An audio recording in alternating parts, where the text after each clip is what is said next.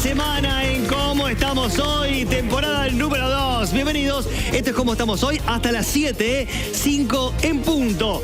Arrancamos con todos los temas de actualidad, de las redes, de Argentina, el mundo, por todos lados, todo lo que está en auge. Y los temas, claro, para debatir, los que vos querés, que también podés proponer. Antes que nada, seguinos en las redes, claro, en Canal de la Ciudad, Facebook, en Instagram, como te decía, y también en YouTube. Ahí puedes ver todo lo que por ahí te perdiste. Si, uy, chicos, me perdí, lo puedes ver ahí, en toda la programación.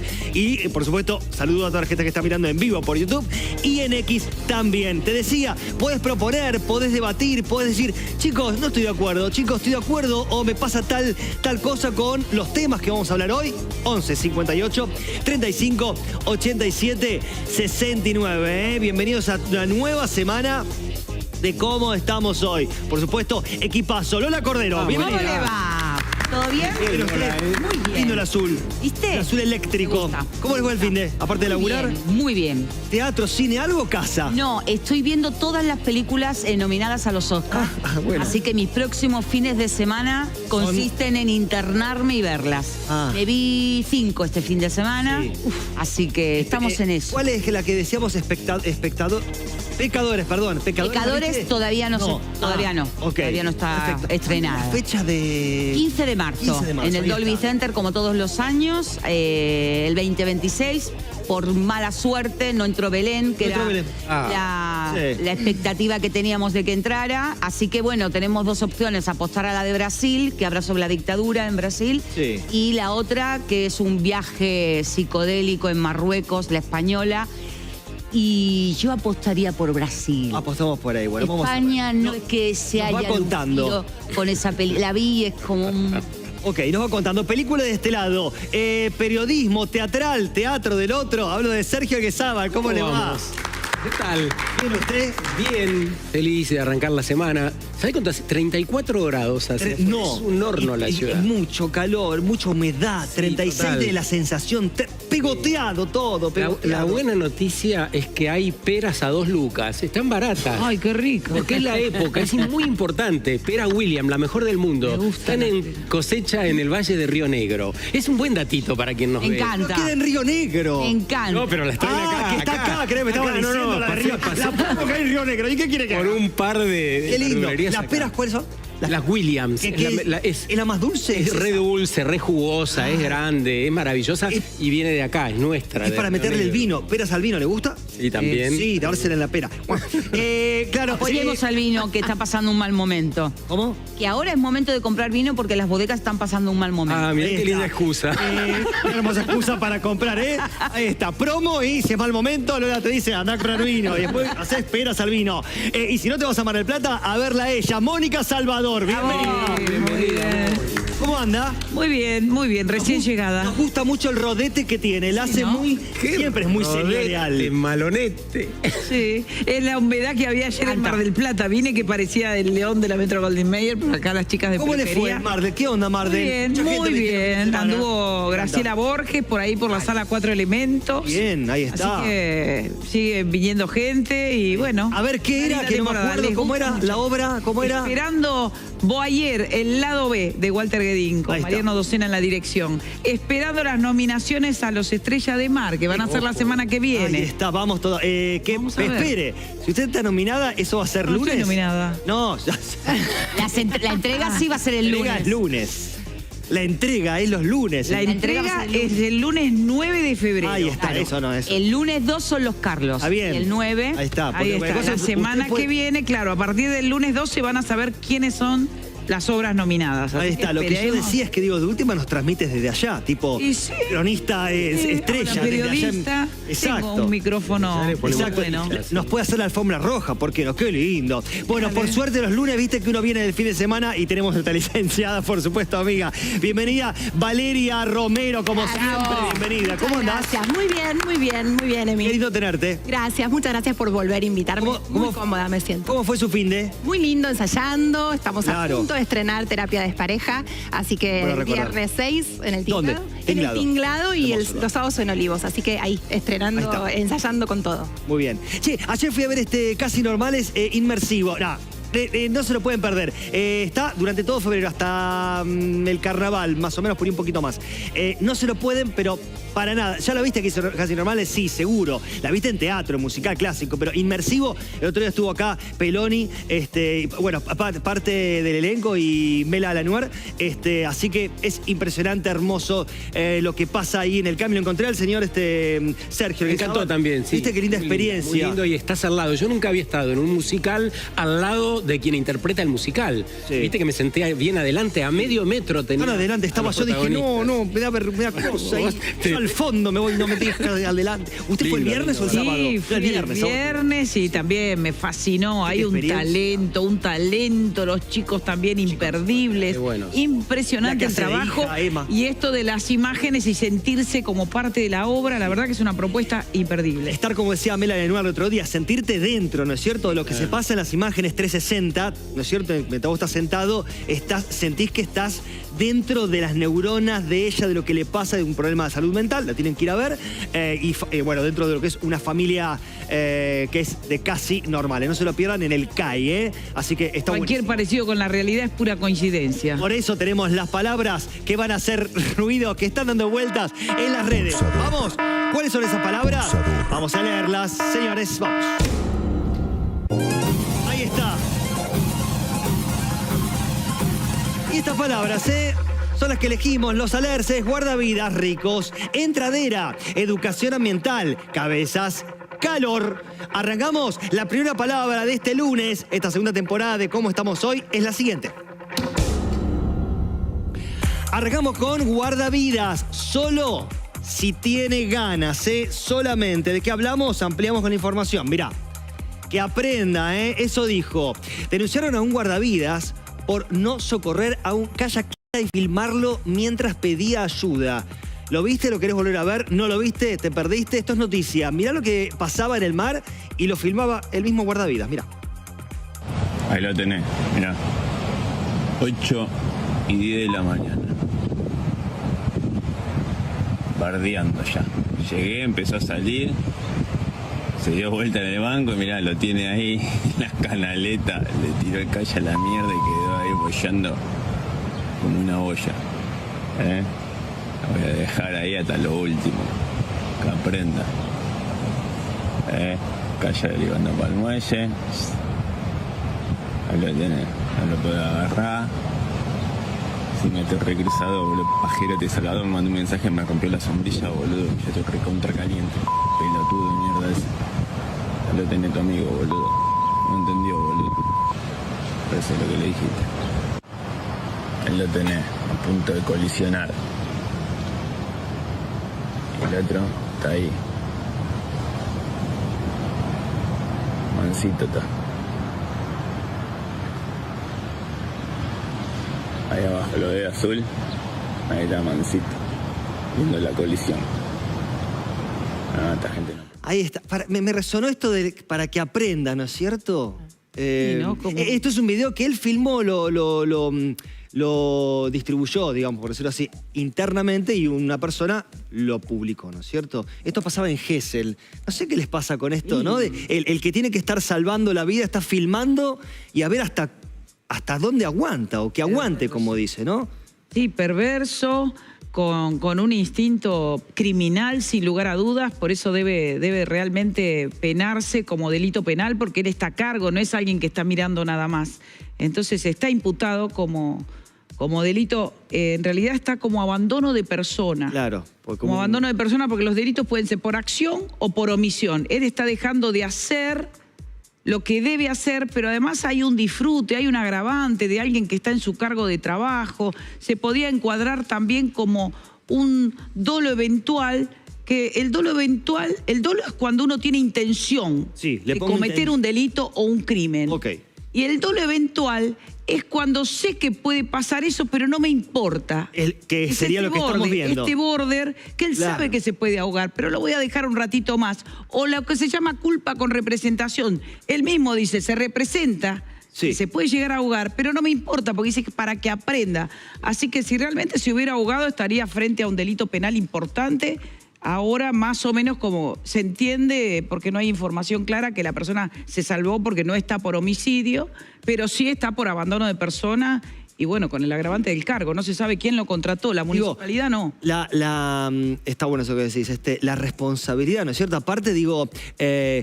¿Cómo será, no es cierto? No lo sé, desconozco cuáles son los ítems, ¿no es cierto? Para contratar también, ¿no es cierto? Claro, eso habría que preguntar.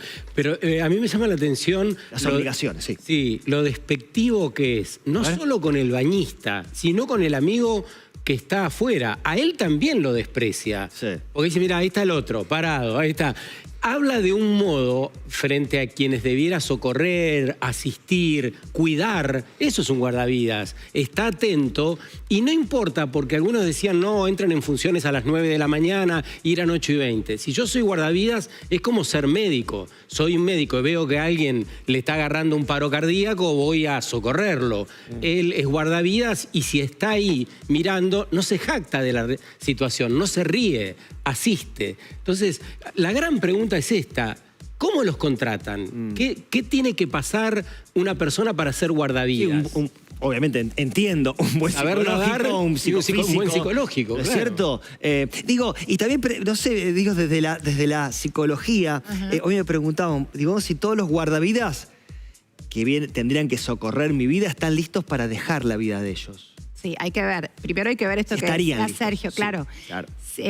¿Cuáles son los requisitos o las condiciones dentro de para preseleccionar a un guardavidas? Alguien que va a cuidar a personas en un lugar público en un momento en el que hay muchísimas personas, ¿no? Sí. No solamente que no se burle, sino que además esté capacitado mentalmente, físicamente, y viniendo de un contexto. Yo no sé la verdad cuál es ese proceso de selección, pero creo que a partir de esto estaría bueno revisarlo, por lo menos, y creo que va a pasar. ¿Nos ayudás? Que no te digo imaginando, pero desde tu lado terapéutico, ¿qué tipo de persona es esta? Yo creo que le ganó el enojo. ¿En qué nicho estaría? A ver.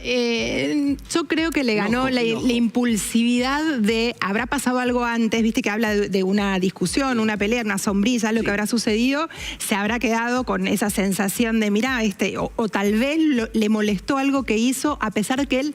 tal vez advirtió que no se meta al mar. Esto pasa mucho con la gente que dice, mirá, aunque no esté la bandera roja o sí, lo que fuera, pero no te metas porque pasa esto, puede pasarte esto, y la gente se mete igual. Sí. ¿No? Entonces, habrá quedado tal vez con alguna bronca, alguna situación de esas, y la represalia fue esta. Claro. Pero una decisión totalmente impulsiva, ¿no? Y más para alguien que yo pensaba en la ética profesional. Es como, impulsiva, con el tiempo que se toma en filmar y en mirar. No, es una acción. No, yo digo impulsivo el enojo, esta impulsividad de decir, mira, la bronca de esto que pasó, y después la acción, que totalmente la acción no es impulsiva, no es algo que en el momento. Replicarlo, porque la otra arista que no estamos comentando todavía es esto, que no solo habla de modo despectivo, sino que lo graba y lo manda a su grupo de... Claro. No sé si eran otros pares, otros guardavidas, sería medio grave también. Entonces digo, ¿está bueno el uso de las redes sociales en este caso? En realidad no, nadie se hubiera enterado. No nos hubiéramos, pero yo creo que el objetivo de esta persona habrá sido cancherear con el tema, viralizarlo. Final... Mirá qué piola yo lo que le estoy generando para que aprenda. Pero a ver, sí, Mónica, perdón. Como un semidios, ¿viste? Tiene el poder de decidir hasta dónde lo dejo ahogar o no. Hay algo, sí, bastante... Digo, pues siempre a veces criticamos una parte de las redes sociales, la parte más negativa, ¿no? Más allá del vaso medio lleno. Pero digo, por ahí en este caso sí está bueno porque estamos hablando de esto, se visibiliza, se identifica un tipo de persona que estaría hasta ayer, por decirlo así, cuidando por ahí de tus amigos, mi familia. Lola, ¿qué te pasa con esto? Pasa que tiene muchas aristas. Vos sabés que la Unión de Guardavidas de Villa Gesell emitió un comunicado diciendo y explicando que la persona no estaba en riesgo de vida, que en realidad lo que deja en evidencia el video es que en ese tramo no hay guardavidas municipales. Otros dicen que no le corresponde a él, que es dentro de un balneario privado. O sea, esto tiene muchas aristas porque además este video, al ser enviado en un chat privado, es eso, privado. Claro. ¿Me explico a lo que voy? Sí, es privado. Entonces es como, quiero decir, cuando el otro día sucedió lo de Aptra, sí, ¿no? Alguien enojado con otra persona diciendo la plata que tenía o dejaba de tener, y se extralimita esa conversación y se hace pública.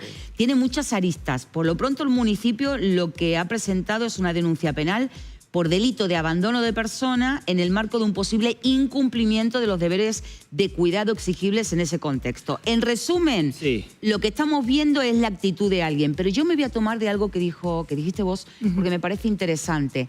¿Hasta qué punto somos unos irresponsables por hacer lo que no tenemos que hacer? No se hace kayak frente al muelle. Quiero decir, cualquier persona que compre un kayak y que sepa manejar un kayak sabe que no se hace, muchísimo menos cuanto el oleaje va hacia ese lugar. Porque te vas a matar, porque vas a terminar noqueado flotando en el agua, y el guardavidas hace su trabajo y que tiene que ver en función de los imprevistos que puedan pasar en el mar. Pero convengamos que también un guardavidas se puede ahogar salvando a una persona, y cuando uno, después de muchos años ejerciendo una profesión, ve que hay gente inconsciente que hace barbaridades, yo entiendo perfectamente el enojo del guardavidas. Perdóname, tengo en comunicación, Espera, ahí seguimos. Tenemos en comunicación a Mauricio Andersen, ahí estás, que es el secretario de Seguridad de Villa Gesell. ¿Cómo te va, Mauricio? Bienvenido. Acá Emiliano, todo el equipo de Cómo Estamos Hoy. ¿Cómo andás? ¿Qué tal? Buenas tardes, ¿cómo le va? Ahí está, bien, muy bien. Mauricio, vos sos el que realiza la denuncia, ¿es correcto? No, la Dirección de Seguridad en Playa depende de la Secretaría de Seguridad. Cuando me llega ese video, que se hizo muy viral, me comuniqué con el director de Seguridad en Playa y, bueno, me especifica quién era el guardavidas, que pertenecía a un balneario privado. Entonces le dije que fuera a realizar la denuncia penal a la comisaría primera. Así que, bueno. ¿Y qué fue lo que... ¿Qué fue, Mauricio, lo primero que te dijo al vos comunicarte? ¿Cuál fue la descripción de la situación? O su parecer, su mirada. Mirá, cuando a mí me llega el video, yo digo, esto no puede ser real. Empecé a ver, investigar qué es lo que había pasado. Recordé que no era temprano de la mañana, porque el video nos llegó pasado el mediodía aproximadamente. Había habido un evento al cual yo tengo acceso por el central de monitoreo. A través de las cámaras visualizan un kayak que estaba dado vuelta cerca del muelle. Y concurre un móvil de la Guardia Urbana.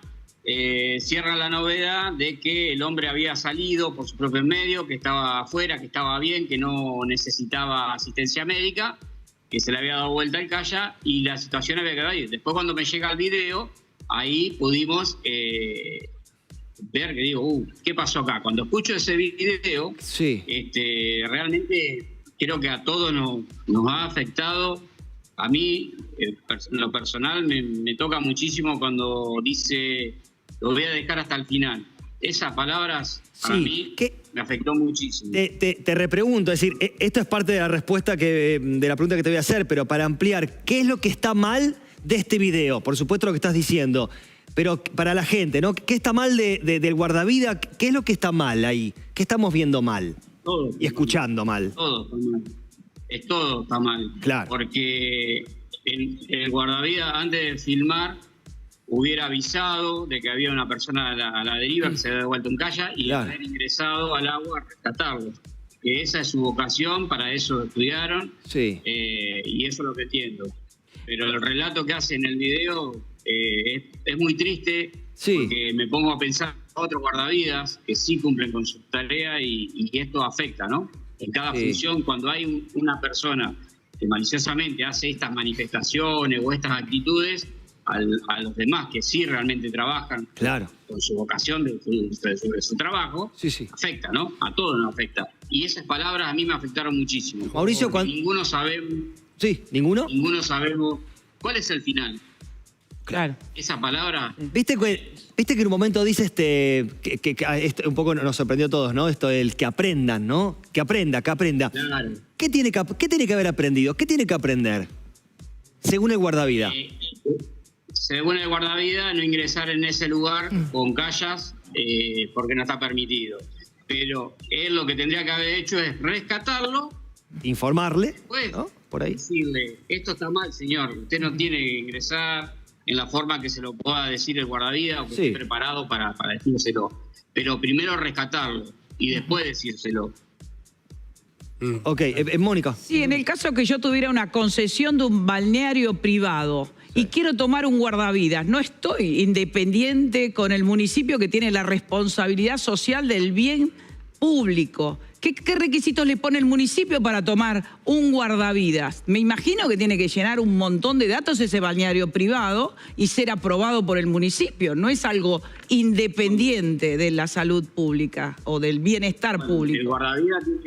El guardavidas tiene una libreta donde año a año se firma a través de la Comisión Provincial de Guardavidas, que es el que regula el tema de los guardavidas y controla. Esa libreta es lo que le permite a este guardavidas ser contratado. Ahora lo que estamos luchando por esta situación, realmente, esta actitud, por eso pasamos primero por hacer la denuncia penal y ahora informar a la Comisión Provincial de Guardavidas, aportando la denuncia, el video, de que tomen carta al asunto de que realmente esta persona hay que evaluarla si realmente está o no para ser guardavidas. Claro, y en ese caso, me meto un poquito ahí, ahí voy chicos, pero primero, ¿qué horario cumple el guardavida? ¿Qué horario de trabajo? Nosotros tenemos, la reglamentación es de 10 a 19, okay, pero nosotros extendemos una hora extra que es de las 9 de la mañana hasta las 20. Bien. Y los privados sí hacen de 8 a 20. Exacto.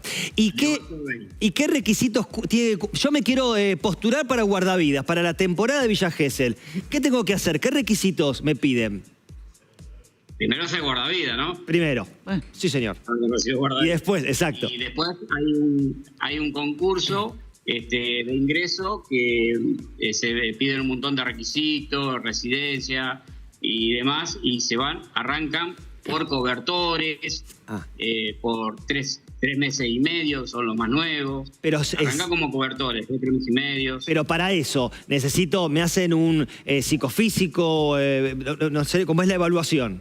Entiendo que sí. Hay un título. Es la libreta de guardavidas, que la Comisión de Guardavidas todos los años les toman pruebas, ¿sí? Se hacen pruebas en aguas abiertas y en pileta también. Solo físicas. Eso lo regula la Comisión de Guardavidas y se les informa en la libreta que tiene cada guardavidas. Ok, solo físicas te preguntas. Claro, solo físicas, deportivas, de nado y psicofísicos, no psicológicos. Hay un título no habilitante. A ver, Mauricio. Eso no lo sé porque lo hace la Comisión de Guardavidas. Yo te lo digo. Okay. Hay un Lola. Solamente físico, solamente físico. Sí. Y obviamente cuando hay una actitud así, se informa y ellos evalúan. Okay. Acá lo van a tener que ¿Qué decías, Lola? Yo te digo, hay un título habilitante. Nadie puede ejercer de guardavidas si no tiene este título. El título habilitante se estudia durante un año y cuando lo apruebas, ahí formas parte dentro del registro público de guardavidas. En ese año se dan todas las materias necesarias para considerarte que estás capacitado. Bien. La competencia que tiene ese título es socorrismo especializado en rescate acuático, prevención de accidentes, que es este caso que estamos viendo, y primeros auxilios y RCP. O sea, vos estás preparado en ese año y el curso con una carga horaria vas con tu título. Lo que él habla de la libreta, en esa libreta no es el título en sí, sino el documento donde se van asentando tus antecedentes laborales. Bien. Trabajé en Gesell, trabajé en Chapadmalal. ¿Y ahí está el psicofísico, el psicológico? Psicotécnico, específicamente. No conozco todas las materias, correcto, pero es un año que te habilita, es un año de estudios. En ese año deben estar todas las materias, tu preparación física y tu preparación psíquica. Está. Si no, no te lo dan. A cualquiera. ¿Cómo, Mauricio? Ahí voy. Sí, dale. Nosotros, lo que es guardavidas públicos, cuando finaliza la temporada, el director de seguridad en playa le firma la libreta y ahí se anota las circunstancias que haya tenido, si fue excelente la función o si tuvo algún tipo de inconveniente y demás. Ahí se anota. Pero no sabemos. Yo hasta ahora no sé a esta hora si hay un psicotécnico, ¿no? Claro. Nadie me lo está fíjate cómo lo físico es preponderante, pero no el cómo desarrolla esa habilidad física. Tiene que ver también con esto, con las reacciones que puede tener un ser humano. En este caso, un guardavida. ¿Cuánto gana un guardavida, Mauricio? Y hoy debe estar 2,5 millones aproximadamente. La temporada sería, para que la gente entienda. Después se le suman las horas extras y demás, ¿no es cierto? Ok. Pero el sueldo básico va a estar por mes. por mes. Ah, por mes, perdón, no sabía. Si hubiera muerto esta persona, ¿quién era responsable para usted? Si hubiera muerto esta persona.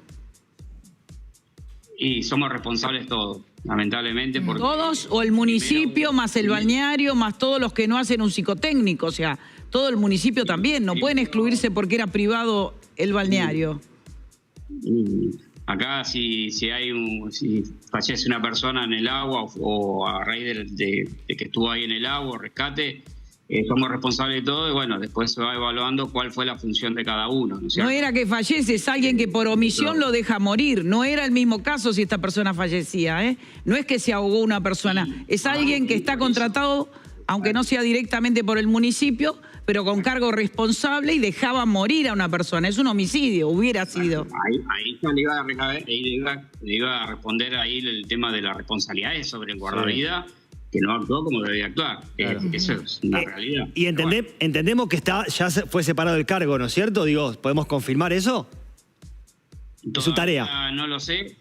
Todavía no lo sé porque se le informa al balneario que contrató su servicio y lo tienen que, desde la Comisión Provincial de Guardavidas, también tienen que evaluar a ver. Okay. Bueno, les confirmo a los dos que efectivamente hay una evaluación psicológica que es requisito fundamental y obligatorio, y de hecho para anotarte en la escuela de guardavidas, bajo la ley X, no importa, de la provincia de Buenos Aires, por ejemplo, tienes que presentar un certificado de aptitud psicofísica que incluye una evaluación firmada por un profesional matriculado. Claro. Ok. Vamos allá de la multiplicidad de responsables que pareciera hay en estos casos. Usted como secretario de Seguridad de Villa Gesell, ¿se siente responsable su parte?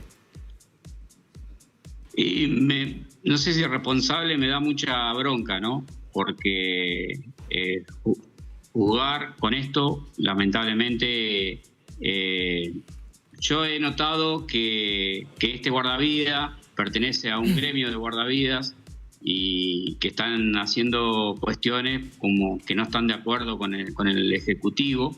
Entonces llevan estas cosas que lamentablemente ponen en riesgo a estas personas, como por decirle, este gremio les pedían a sus afiliados guardavidas de los puestos públicos que no cubrieran la hora extra. Pero eso que usted ventila ahora públicamente, ¿no debiera haberlo resuelto en noviembre antes de que empiece la temporada? Eso se habla siempre, pero bueno, lamentablemente entran las cuestiones de las paritarias, que eso yo no lo manejo y bueno, se maneja el gremio con la otra parte de Hacienda, de Ejecutivo, ¿no? Ok.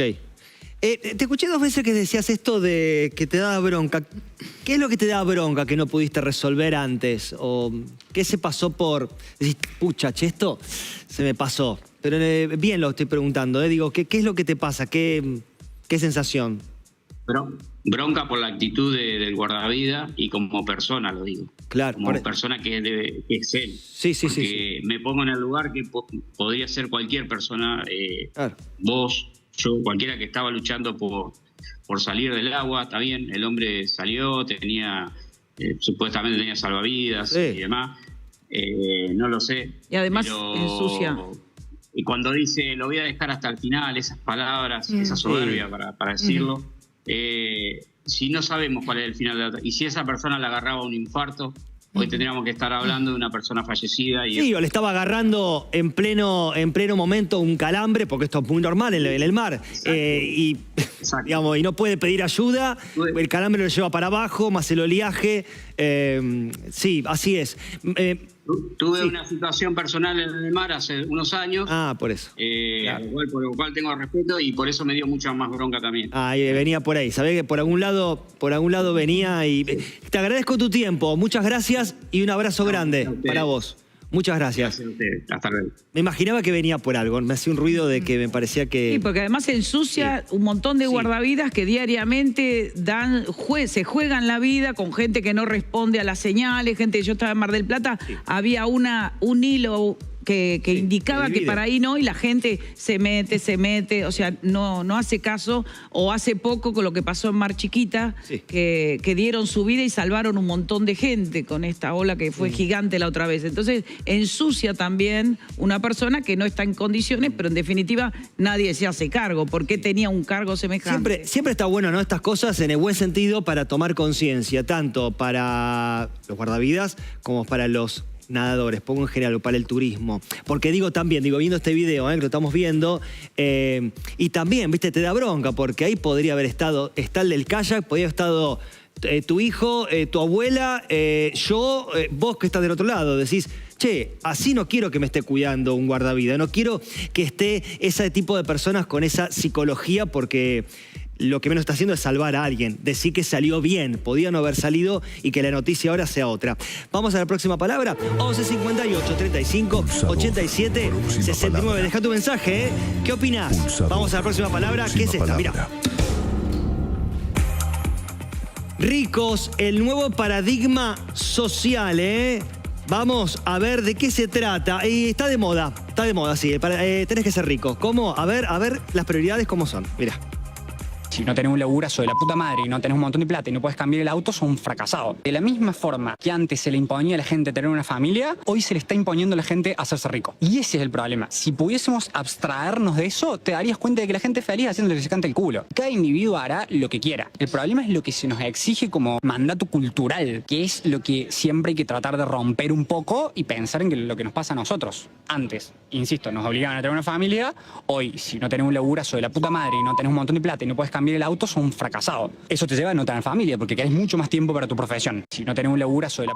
Entonces, entonces, claro... Cordobeses está re... Seguís hablando. Te entendimos. El tema es, ¿desde qué lado lo estamos viendo? ¿No? Digo, si las prioridades cambiaron, es lo que planteas eso. Antes, bueno, primero tenía mi familia y después construía, vamos a decir, la parte laboral y me llevaba a que lo económico me lleve a un crecimiento. Ahora, según dice el paradigma, cambió, ¿no? Las prioridades. Primero estar bien yo con lo que tengo. ¿Qué quiero tener? Quiero tener esto, lo otro. Listo, ahora formo la familia o con quien quiero.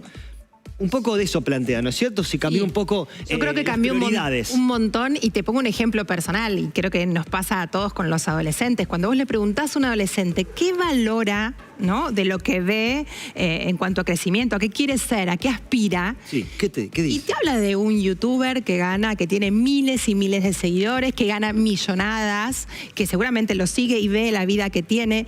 Y hay mucho aspiracional relacionado al tener, lo que decía este chico, ¿no? Al hacerse millonario rápidamente, por eso el auge de las apuestas, porque si no pasaría esto. Y la familia o la pareja, o como uno quiera formar qué tipo de familia, es un valor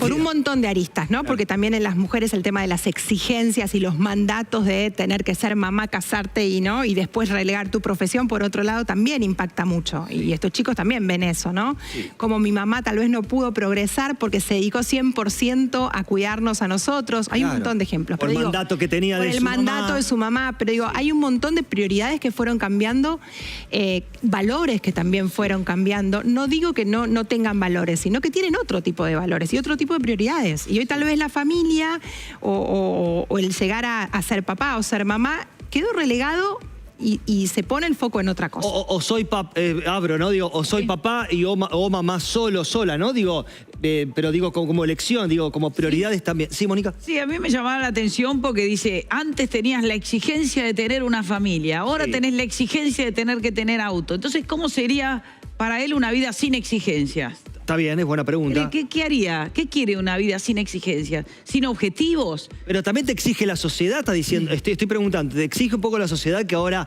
cambia esa prioridad? Pero por ahí tener una familia era uno de los objetivos. Me parece que lo que hoy carecen son de objetivos claros, una meta a llegar, porque después vos tenías la familia, querías darle calidad de vida, eso te llevaba a trabajar el doble o el triple para darle calidad de vida. Son objetivos que te llevan a un crecimiento.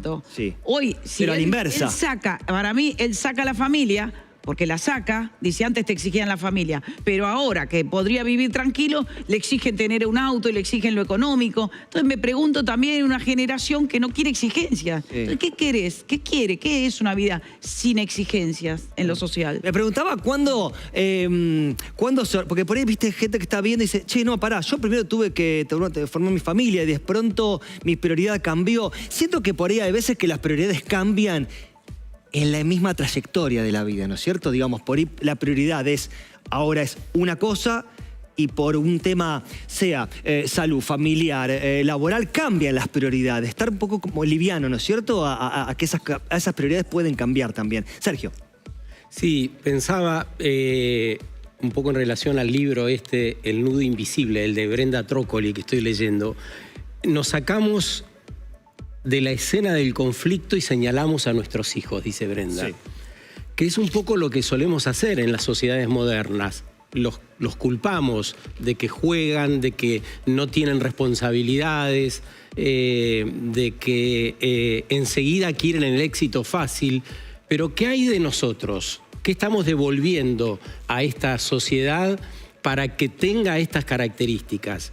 ¿Qué le devolvieron nuestros padres? ¿Qué nos devolvieron a nosotros? Porque esa generación que nosotros decimos que es sacrificada, se rompía el lomo para tener su casa y demás, también está llena de papás ausentes y mamás en algunos casos. Sí. Porque para tener esa casa, ese auto y ese perro, había que laburar todo el día. Entonces, esos papás no están ausentes. ¿Qué genera en esos chicos que hoy son adolescentes? Lo que estamos viendo.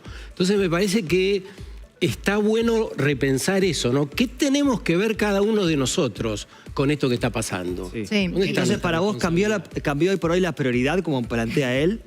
¿Las prioridades? Yo creo que las prioridades siguen siendo las mismas. Estar bien, obtener un bienestar. En aquella época el bienestar estaba representado por una casa y un auto. Sí. Y hoy más o menos también, y poder viajar, el bienestar, entre comillas, empieza a ser más exigente, tener que tener plata para salir a comer afuera, no sé, en cierto círculo. También yo entiendo que hay un círculo donde las personas tienen unas exigencias que no resultan tan desmedidas como ese que quiere tener la casa, la 4x4, otro auto por si acaso, comprarle un departamento a sus hijos cuando cumplen 18. Esa exigencia desmedida me parece que sí es más de nuestro tiempo. Sí. Sí, también pensaba en la inmediatez, porque el tema de la inmediatez, cuando vos decías nuestra historia, nosotros para adquirir nuestra primer casa nos poníamos de novia y juntábamos la platita todos los meses, ¿no? O nuestros viejos, nuestros abuelos nos regalaban algo y llegábamos a... Hoy tal vez hay una generación que ni siquiera sabe que no puede acceder a eso, que va a ser casi imposible, ¿no? Ni lo intenta. Ni lo intenta. Entonces, ¿qué genera esto también? Bueno, si yo esto no lo puedo alcanzar, este objetivo, estas metas a largo plazo, hoy es todo cortoplacista, entonces voy por esto. La inmediatez, el on demand, todo esto lo quiero ya, ¿no? Y esto nos pasa a nosotros también los adultos. Pero en esa inmediatez está la prioridad económica. Tal vez sí, porque bueno, lo otro lleva más tiempo. Sí, ¿está bueno mentalmente apuntar a ser millonario? ¿Mentalmente? No, mentalmente. Claro, o sea, no. Como proponerse como objetivo. Claro. Para mí no, porque es como apuntar al éxito. Y en realidad eso se logra con un trabajo que ni siquiera te vas a ir dando cuenta, con un trabajo persistente, con objetivos claros, con no salirse de la ruta de ese objetivo. Y es tan chiquitito, que en algún momento te podés encontrar con eso. Ahora, si lo querés de una, es como pero una cosa es tener el foco directo en eso. Otra cosa es que yo tengo el foco y de pronto formé una familia y por ahí me distrae del foco. Es pregunta. Yo entiendo otra cosa del video. Yo lo que entiendo es un sesgo de género, por varón, lo digo. ¿Entendés? Porque lo que estamos hablando es general y yo en el video vi otra cosa. Yo lo que hablo es la exigencia del varón. Forma tu familia como digamos, tu pyme empresa, ¿no? Y ahora es vos solo sé millonario. ¿Me explico a lo que voy? Lo que siento es que lo que el chico plantea es una exigencia de varón.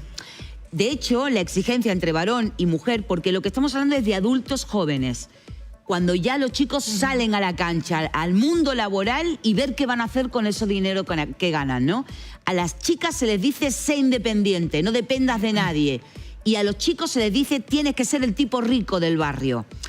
Antes era el proyecto de familia, para él como el pater family, ¿no? Como el dueño de su empresa, insisto, de su casa, y para ella como la dueña de la casa, de la organización de la casa. Yo creo que el fracaso del sistema familiar que estamos viviendo es tan grande que lo único que ven los chicos cuando se les enfoca en algo es el mundo dinero. Sí. La satisfacción del dinero que tiene que ver con lo que vos decís de la satisfacción inmediata. Sí. Pero yo lo veo en mujeres también. Espera, me perdí ahí.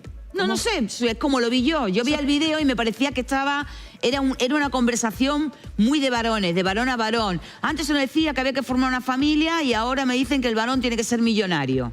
O sea, lo entendí más por ese mensaje. Bien. Que en el fondo tiene mucho que ver con los videos, con los TikToks y demás, o sea, que vos los ves enfocados en varones, es el objetivo. Sé millonario, sé el CEO de la empresa. ¿Me explico? Sí, sí. Sergio, ¿cómo lo viste vos? Me quedé pensando, yo creo que es el modelo imperante. El ser millonario, que decimos nosotros, es ser exitoso y tener mucho dinero. Y lamentablemente el mundo está mostrando que cada vez son menos los ricos. Es un puñado de personas. Y cada vez más somos las personas que vamos quedando afuera. Te quedás afuera de la clase media, te quedás afuera de cierta dignidad que podía tener una familia más pobre en la Argentina.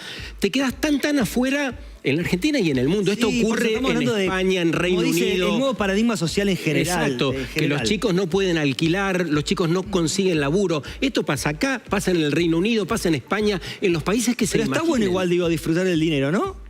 A mí me parece que habla una generación que quiere resultado sin empezar de cero. Pero es un mal del modelo hablar todo el tiempo del dinero. Estamos de acuerdo, ¿no? Es un mal del modelo.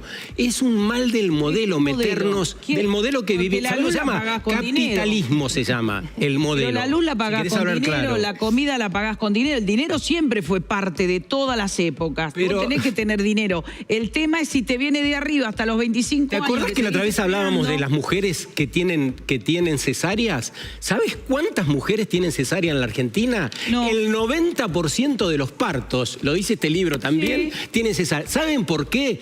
Porque eso se paga, se garpa. Por eso tiene el 90%. Y porque eso disminuye. En 40 minutos te soluciona el tema. Te vas con tu casita a casa del nene y te metimos un montón de cosas. Perdón, Pero ese es el capitalismo, ¿viste? Ese es el mundo donde se privilegia el dinero y no el amor, no los sentimientos. No lo emocional, cosita, ¿no? ¿Te tomo? Sí, para mí, perdón, Moni, lo que yo leo, acá leo. Perdón. No, pero digo, pero tomo esto. No, dale, te sigo, digo, porque me gustó eso que decías recién y está muy bien lo que dice Sergio. Digo, volví a esto que está bien, eso es capitalismo, pero ¿qué decías eso de usar el dinero? Claro, ¿Con qué se pagan las cosas? Digo, una generación que pasó los 21, 22 y 23... y están solventados por los adultos porque con eso de que ahora no se puede. Y la verdad que si vos ves en otros tipos de personalidades, a veces chicos o chicas que vienen de hogares más humildes, donde saben que sí o sí se hace 1 más 1 más 1 más 1 más 1 de lo que quieras vender, aunque sea un proyecto independiente que empieces, vas a llegar al objetivo. Hay tanta inmediatez que quieren ser ricos ya. Y la verdad que nadie se hace rico ya, salvo que heredes. Sí, pero te hago un planteo. Volviendo a lo que el chico dice, hay algo de él. Si yo trato de recordar a mi padre diciendo, ¿y vos qué querías ser? Y la generación de nuestros padres era, yo quiero ser ferroviario como mi papá. Yo quiero trabajar en un banco como mi papá. Quiero decir, los sueños de las otras generaciones era seguir el oficio o el trabajo del padre, que además muchos eran heredados. Pasaba incluso en la función pública. Si tu padre trabajaba de... Pero los inmigrantes querían mi hijo el doctor. Querían que fuéramos mejor que ellos. No esté bien ni que esté mal. Lo que digo es que las conversaciones antes eran unas y lo que este chico plantea es que las conversaciones ahora son otras. O sea, él, por ejemplo, no está diciendo... No, mi sueño es ser abogado como mi papá, que tal vez era una conversación que pasaba en otras generaciones, o el conflicto de mi papá quiere que sea abogado y yo no quiero serlo, quiero ser médico, ¿no? Pero digo, él plantea directamente el concepto de millonario, no importa cómo. Porque para mí el paradigma que cambió es el del ser y el tener. Cuando vos hablabas de la vocación y las conversaciones que teníamos antes con nuestros viejos eran acerca del ser. ¿Qué quiero ser? ¿En qué me quiero desarrollar? ¿Cuál es mi pasión? No sé, la pregunta que uno quiera. Y hoy se corrió más al tener. Entonces, además de la inmediatez, se sumaron un montón de situaciones en el contexto que vivimos, y no solamente es el tener, sino es el tenerlo ya, sea lo que sea. Y este es el paradigma en el que vivimos todos, no solo los chicos, ¿no? Tomo esto que decía Sergio, nosotros como papás también nos tenemos que mirar un poquito y decir, che, pará, yo estoy desesperada, ¿por qué? ¿Qué es lo que me converso yo misma, no? Porque vos decías, quiero ser millonario. ¿Está mal ser millonario, querer ser millonario? Yo creo que no, nada está mal. Pero el tema es, ¿para qué? Sí. ¿Te preguntaste para qué? Y yo cuando mi hijo me dice, quiero ser youtuber, ¿para qué? Claro, y yo quisiera ser millonario para pagar las cuentas, para ayudar a mi vieja si necesita algo, a mis amigos también, viajar cuando quiero. ¿Y cómo te sentirías si eso pasara? Si eso pasara, ¿cómo te sentirías? Bien, liviano, tranquilo, porque aparte le sumo a lo de Sergio y le contesto y sumo esto. Porque también yo le pondría amor, y a los vínculos. No descarta que uno pueda ser millonario a que uno le dé amor o que los vínculos sean amorosos. Digo, por esto que decías también, ¿no? Como que también uno puede, ¿no? Como machear ambas cosas. Por ahí es más difícil, pero ¿por qué no? ¿No es cierto? Digo, que en el amor incluya también estar bien económicamente y poder apuntar a más, ¿no es cierto? Digo, creo que a veces todo va de la mano. Totalmente, yo creo que no está en todo lo que decía, igual, me gustó. Claro, lo estaba el amor de los millonarios, que sí, sería hermoso que suceda, y sucede en muchos casos, pero me parece que está en juego Messi, todo el mundo que queda afuera, claro, ¿no? Y el mundo se está siendo cada vez más excluyente.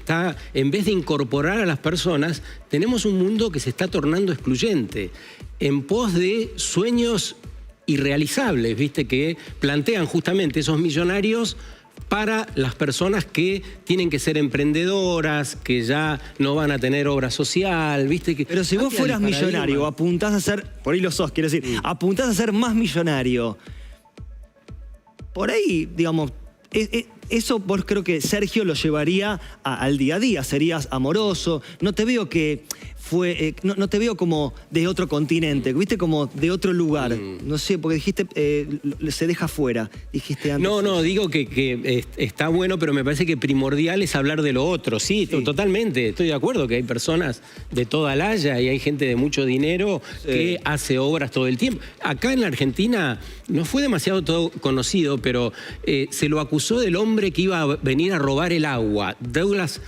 Tompkins, que murió en un accidente en Chile. Y fue un tipo que creó parques nacionales, que compró y donó hectáreas para que sean preservadas. Un genio, claro, que interactuó con los paisanos de Corrientes, generó aprendió algo de su costumbre, generó. Capital. Era un tipazo, gran tipo y de mucho sentimiento y muy generoso, ¿no? Por supuesto. Bien. Mensaje. ¿Cómo?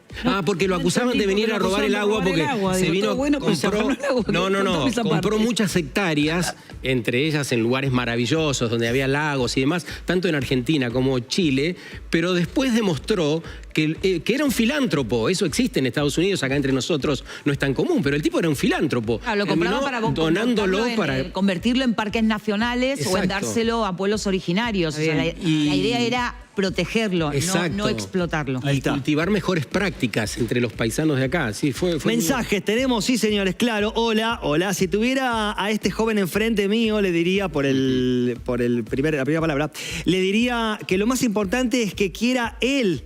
¿Y qué quiere él también de su vida? Que quiera su vida. ¿Qué quiere él de su vida? Dice, ¿cuáles son sus metas, sus objetivos? Y si no lo tiene que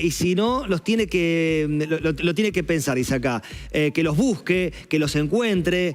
Ya no depende de su familia, sus exigencias son propias, dice, y no importa lo que otros digan. Menos replanteo a los otros y más mirada hacia adentro. ¿Qué querés hacer con tu vida? Habla de este tema, perdóname. Dice Patricia. Gracias, Patricia. Deja tu mensaje, 11 58 35 87 69. Próxima palabra es... Próxima palabra. Cabezas, prohibido olvidar. ¿De qué estamos hablando? Claro, hacemos video presentación, nos zambullimos en este tema, periodístico, 29 años, ayer, mirá. En el verano de 1996... una fotografía reveló el rostro oculto del poder en Argentina. Su autor era José Luis Cabezas, un reportero gráfico, apasionado y valiente. Con su cámara, no solo capturaba imágenes, sino que desafiaba la impunidad de una década marcada por la corrupción y el silencio. Cabezas trabajaba para la revista Noticias, y su lente se atrevió a enfocar lo que muchos preferían ignorar. La foto del empresario Alfredo Yabrán en la playa de Pinamar fue más que una primicia, fue una sentencia. Un año después, el 25 de enero de 1997, su cuerpo fue encontrado calcinado dentro de su auto. Su asesinato fue un mensaje mafioso para callar a la prensa. Pero el efecto fue el contrario. Su muerte despertó una sociedad que salió a las calles al grito de "no se olviden de Cabezas". Su caso se convirtió en un emblema de la lucha por la libertad de expresión y un recordatorio de que ningún crimen debe quedar impune. Recordar a Cabezas es defender la libertad de prensa. Ahí está, 29 años de asesinato de José Luis Cabezas, gran periodista, como aquí vamos a recibir, por supuesto, que fue su compañero, periodista y fotógrafo, por supuesto, hablamos de Cabezas, pero ahora vamos a recibir a su compañero, su momento, lo tenemos ahí a Gabriel Michi. Gabriel, ¿cómo te va? Bienvenido, gracias por este tiempo. Acá Emiliano, todo el equipo de Cómo Estamos Hoy, te saludamos. ¿Cómo andás? Hola Emiliano, hola a todo el equipo que está ahí. Hola. ¿Cómo andas, Gaby? A 29 años, por ahí te lo preguntarán año a año, ¿no es cierto? Y por ahí año a año tenés otra mirada, o vas recordando otras cosas, o algún detalle puntual. ¿Cuál es hoy por hoy tu mirada, tu recuerdo de ese momento, o mejor dicho, de José Luis? Vamos por ahí, que es puntualmente la persona que recordamos. Bueno, cada año obviamente aparecen imágenes que tienen que ver básicamente con, proyecciones que vuelven al presente. Claro. de lo que vivimos con José Luis. Fueron años muy intensos.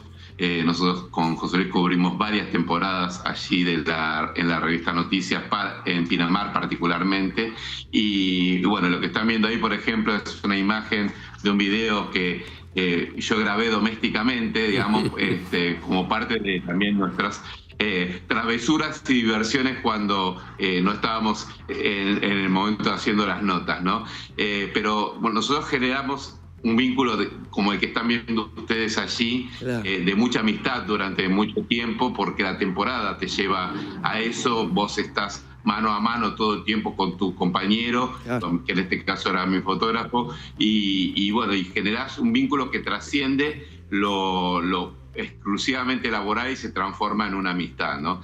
Y hoy justo, bueno, acabo de llegar recién de Pinamar después de ayer estar en los distintos homenajes, y bueno, cada momento que nosotros pasamos con José Luis por Pinamar me volvía a la mente. Yo voy recorriendo Pinamar y voy recordando cuando hicimos determinada nota, cuando estuvimos haciendo determinada guardia, cuando fuimos a buscar tal información y demás. Y entonces permanentemente me vienen esas imágenes porque fueron años y años de cubrir la temporada para la revista, ¿no? Gabriel, viste que dicen que el periodismo es el cuarto poder, una frase que ya la conocemos, la hemos escuchado. ¿Y por qué crees que el poder atacó al periodismo? Bueno, creo que justamente en ese momento de la década del 90, donde estaba tan en juego el tema de la corrupción, y el periodismo se había vuelto, en definitiva, una forma, un contrapoder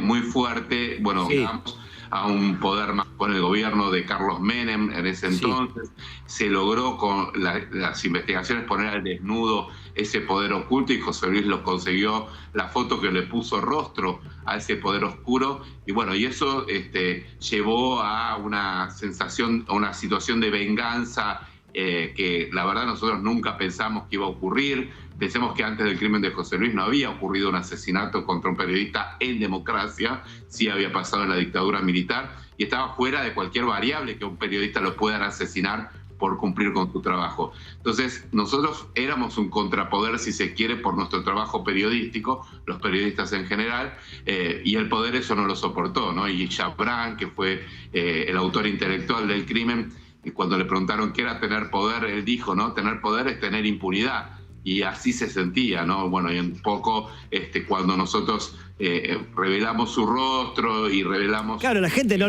Oscura. Gaby, la gente no lo... Me incluyo, digo, no lo conocían. El rostro, digo, se le puso rostro a todo eso que estaba pasando dentro del poder, ¿no es cierto?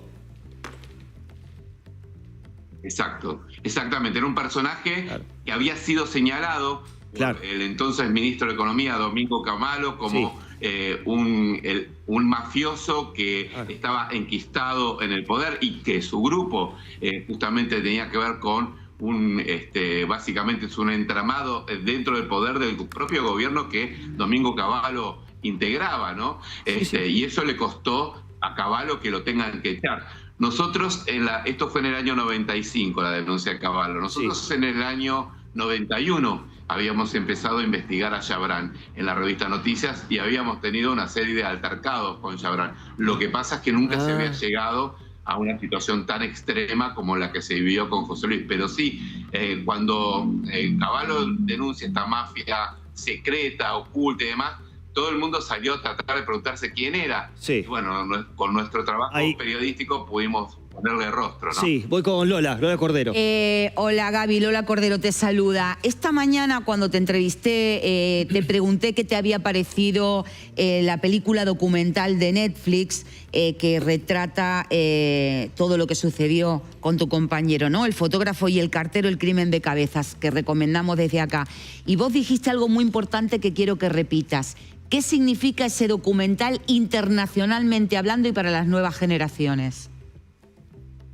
Bueno, a mí me parece fundamental este documental que hizo Alejandro Hartman y Vanessa Ragone, porque la verdad es que, primero que nada, acerca un tema que pasó, bueno, hoy 29 años, ¿no?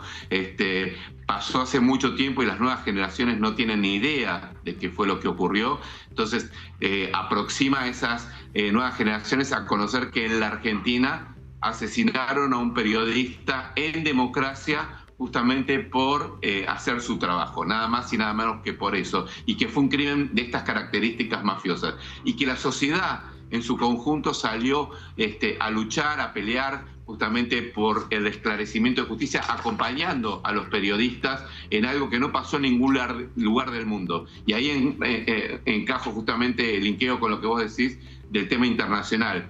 En ningún lugar del mundo pasó que una sociedad se movilice como se movilizó con el caso Cabezas por un periodista. Ni que haya 75 lugares como hay en el país que llevan el nombre de José Luis Cabezas. No ocurrió en ningún lugar del mundo. Y esto tuvo que ver con el vínculo que se generó. Por eso el documental tuvo tanto éxito en el exterior. Mucha gente lo vio en el exterior. Me hablaban, creo que en algún momento me dijeron que la estadística era que casi la mitad de la gente que la había visto, de las millones de personas que la vieron en el exterior, y se aproximaron a un caso que desconocían por completo y que los sorprendió, porque yo que ahora hago temas internacionales y he estado cubriendo guerras, la de Ucrania, la de Israel con Hamas y demás, me he topado con colegas de todo el mundo y todo el mundo se sorprende por la reacción que hubo con el caso Cabezas, porque les decía, ni en México, ni en Colombia, ni en ningún otro país del mundo pasó, y esto es un ejemplo a seguir, porque creo que con eso se evitó que hubiese otro caso Cabezas. Gaby, perdóname, hablamos, ¿no es cierto?, tiene que ver con esto de la libertad de expresión. Acá está con nosotros, como ya sabés, todos los días nos acompaña el equipo Sergio Alguizábal, periodista y antes de dejarte en contacto, digo, ¿cómo viviste en su momento, por ahí, o no sé cuándo, la libertad o no de expresión? En tu caso personal, Sí, fue muy conmocionante. ¿Cómo estás, Gabriel? Buenas tardes. Fue muy conmocionante porque tocó a todos los que estábamos ejerciendo la profesión en ese momento, y era un momento particular de la Argentina. No olvidemos que estaba como presidente Carlos Menem y como gobernador de la provincia de Buenos Aires, Duhalde. Por lo tanto, había, las personas más grandes sabían que ya empezaba a emerger esa corrupción, se sabía y se empezaba a denunciar. El periodismo era robusto en esa época, y yo creo que ahí está la explicación de parte de esto que decía Gabriel recién. ¿Por qué el apoyo fue tan masivo y se reconocía tanto el papel esencial del periodismo para denunciar, para decir, para buscar pistas, para poder mostrar lo que otros, o el poder en este caso, no querían mostrar. Vos sabés, Gaby, que yo no lo conocía a José Luis Cabezas, pero intuyo que era uno de esos camarógrafos o fotógrafos que van hasta el final, que no tienen horas, no hay tiempo, que buscan y que se les pone algo en la cabeza y no les importa si están 5 días sin dormir. ¿Qué características tenía José Luis que podamos reconocer en otros fotoperiodistas de la Argentina? Porque creo que ese perfil también lo tenían y lo siguen teniendo algunos otros fotoperiodistas. Bueno, te cuento una anécdota desconocida que acaba de pasar ahora justo que estuve en los actos en Pinamar. Resulta que yo llego, había un acto que se previsto para el Acaba, donde asesinaron a José Luis, ¿no? Entonces yo llegué antes porque yo cada vez que voy al Acaba, bueno, también trato de tener mi momento de reflexión en ese lugar tan fuerte y donde tuve que ver lo que habían hecho con mi compañero y la verdad me genera un movimiento interno muy fuerte, ¿no? Y estaba ahí recorriendo este espacio tan lúgubre y en un momento, esto es en el medio del campo, para que uno se tenga una idea, son 5 kilómetros y medio de la ruta, no hay nada más que esa cava, ¿no? Y hoy es un monumento. Y justo viene otro vehículo, baja un fotógrafo y me ve y se sorprende. Y era Rodrigo Ab, uno de los mejores fotógrafos que hay en la Argentina, que ha ganado 2 Pulitzer, que es una bestia como fotógrafo, es impresionante. Y se sorprende de verme ahí y dice, es la primera vez que vengo acá, ¿no? Y nos pusimos a charlar y, bueno, hizo algunas imágenes de ahí, ¿no? Y él decía, tuve la sensación, la necesidad de venir a este lugar y encima te encuentro a vos acá en este lugar, no lo podía creer. Entonces, lo que digo es, esto que vos decís, los fotógrafos son muy especiales. En el caso de Rodrigo, él fue por las suyas, trabajando por una agencia internacional como AP, a ver esto, y esto es lo que pasa con muchos fotógrafos y muchos camarógrafos. José Luis era así también. Era de quedarse horas y horas en una guardia, juntos nos quedábamos, o tener que levantarse a las 5 de la mañana para hacer la producción que había que hacer con la mejor hora del amanecer. Pensemos que en ese momento no existían las cámaras digitales, era todo con rollo. Entonces, José Luis siempre quería una foto más porque era un perfeccionista. Entonces, por ahí para una fotografía de una modelo, por ejemplo, se gastaba 6 rollos de fotos de 36. Y yo decía, ¿para qué tanto? Y dice, no, una foto más, no me gustó esto, no me gustó esto. Era un obsesivo. Y cuando vos después veías el producto de lo que él había hecho, entendías que tenía razón. Y buscaba popularidad, era muy cabezadura. Y le molestaba que yo, por ejemplo, nosotros hacíamos estas notas de Chabrán y demás que eran más importantes, y de pronto nos tocaba hacer una nota frívola, en la famosa vidriera donde salían las caritas de los famosos. Entonces yo, como sabía que a él le gustaba la cosa más producida y demás, lo cargaba y le decía, che, ¿por qué no vas y te haces esa fotito, no? Y con un código. Y él se enojaba y me decía, ¿vos por qué no vas y te haces esta notita? Claro.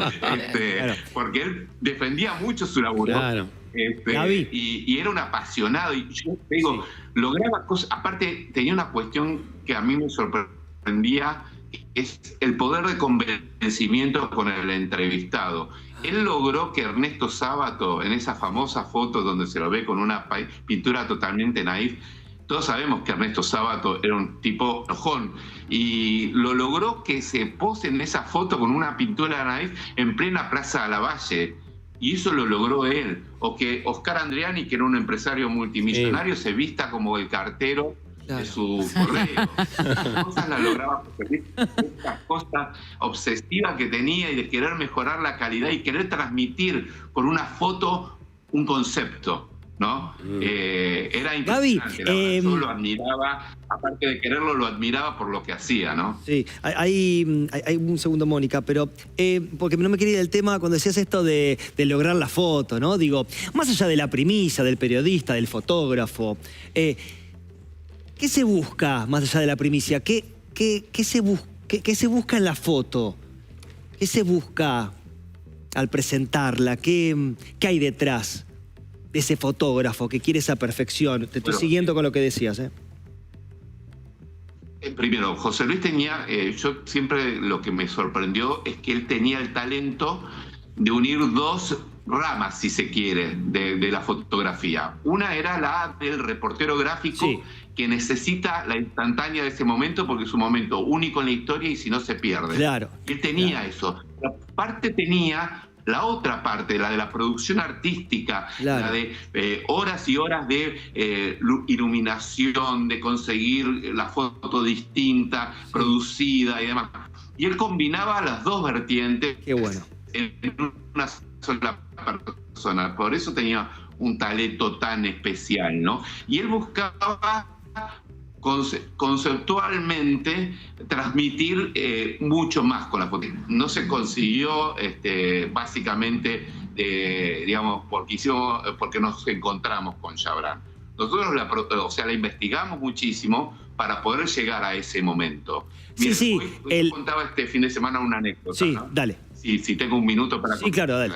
Estábamos el monolito que hay en la entrada de Pinamar, que recuerda a José Luis, y donde se hacen los homenajes año a año, más allá de lo de la cava, está frente a ese cartel que acaba de pasar recién, sí, el de Pinamar, que es característico de Pinamar.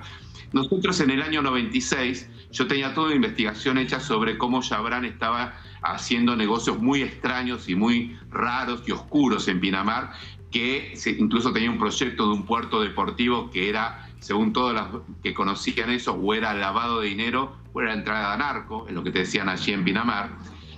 Y nos faltaba, queríamos hacer una nota de tapa para Noticias que fuese el nuevo dueño de Pinamar, Chabran, sí, el nuevo dueño de Pinamar, sí, pero no teníamos fotos porque no había fotos de Chabran, salvo alguna vieja. Entonces, con José Luis armamos para hacer una producción en ese cartel que veían recién, con un modelo que era nuestro portero del edificio, que sí, tenía un physique role, cuerpo parecido a Chabran, para después hacer un fotomontaje con una foto vieja, ¿no? Okay. Finalmente, obviamente aclarando que era un fotomontaje, pero que la idea fuese la tapa con el cartel de Pinamar, con un champán en la mano, sentado así muy ostentosamente, diciendo el nuevo dueño de Pinamar. ¿Qué pasó en el medio? Me llega la comunicación de una fuente mía que me dice, mañana llega el tío, ¿no? Vinculado a que llegaba Chabran y que nadie, claro, lo mencionaba. Y a partir de ahí empieza, yo tenía los datos de los balnearios donde él tenía reservada la carta. Y es donde ustedes, donde a partir de eso alquilaban estas famosas fotografías que ven ahí de la foto de Noticias acompañando mi investigación, ¿no? Y eso se logró por mucho tiempo de trabajo en una época donde los medios invertían mucho, que ahora no lo hacen, y que en definitiva llevó a que se pueda hacer con un periodismo de investigación esta etapa que puso al desnudo el poder oculto de la Argentina. Sí. Y José Luis, para hacer esa foto hicimos en ese momento guardias durante muchísimas horas, desde las 7 de la mañana hasta las 10 de la noche, hasta que logramos finalmente ese objetivo, ¿no? Bien. Mónica. Sí, Gaby, un gusto. Mónica Salvador te habla. Me preguntaba esta dupla exitosa de trabajo en equipo, de tantos años de investigación, y llega esa noche traumática de impacto, donde hace un cambio de paradigma en el periodismo, en la impunidad y en tantas cuestiones como es el caso Cabezas. ¿Qué te pasó a vos frente a una situación traumática de perder esa noche a un amigo de forma tan violenta? Cuando uno queda detenido, empieza a preguntarse en una situación traumática, los dos verbos que por ahí no sirven para nada, pero hay que trabajarlos, si hubiera o hubiese. ¿Te persiguió esto a vos mismo? Si hubiera o hubiese. Y si te pasó, ¿cuánto tiempo lo tuviste para elaborar ese momento de querer cambiar lo que ocurrió en ese instante?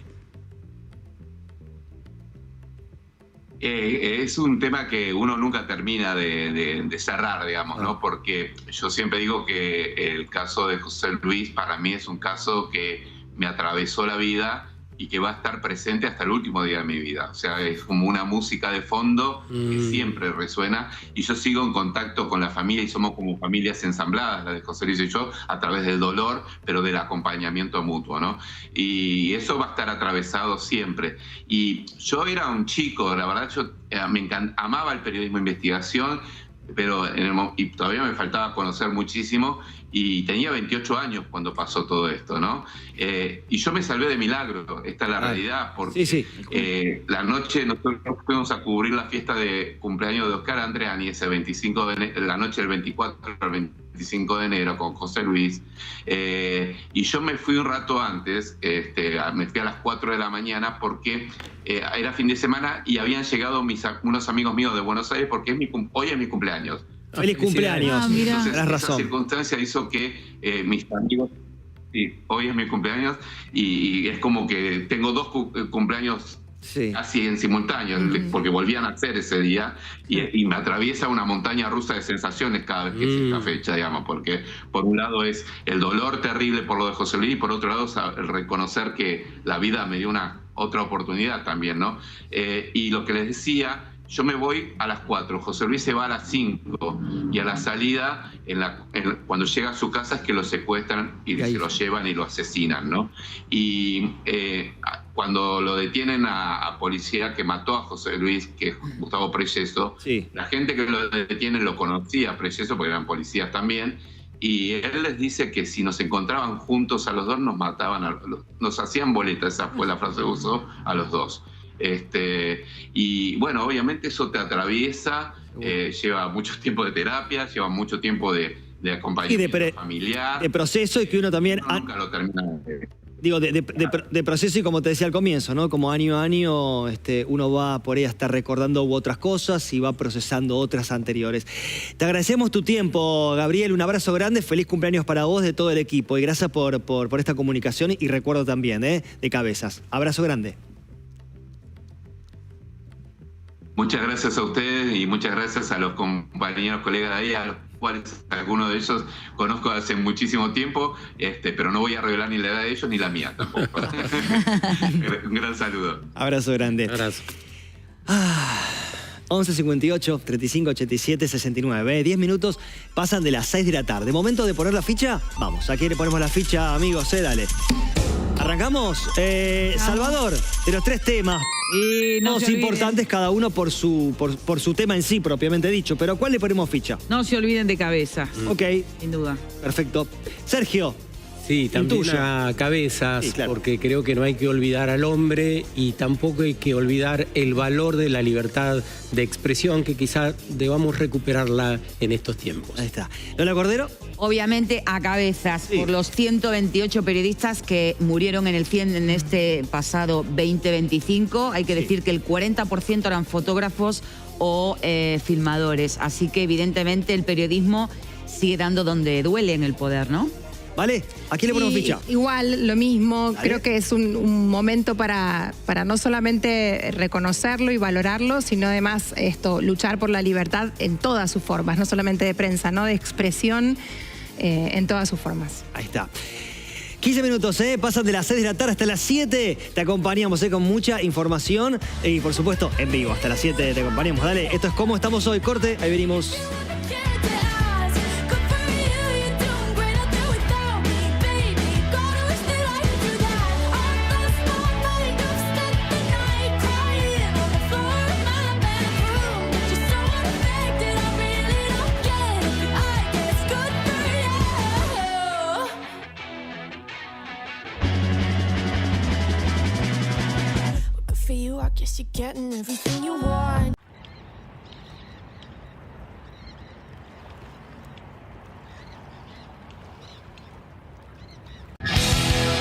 La ciudad tiene sus propios héroes.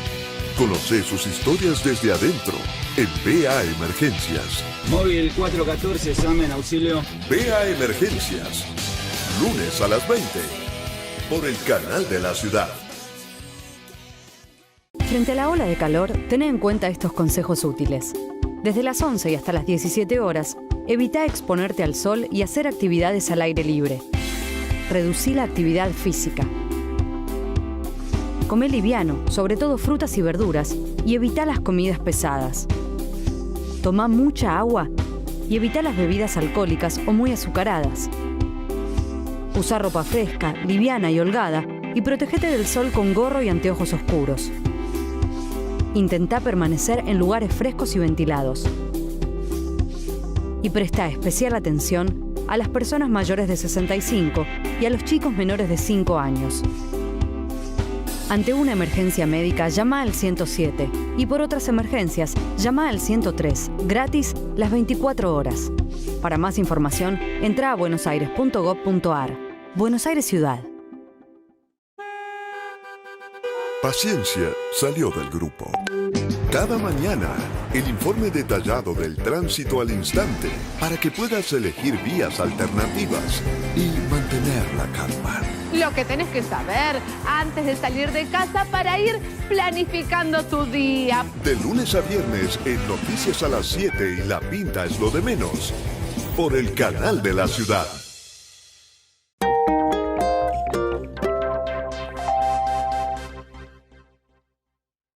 Almagro dulce hogar, te dejo el corazón como un recuerdo de mi pasión.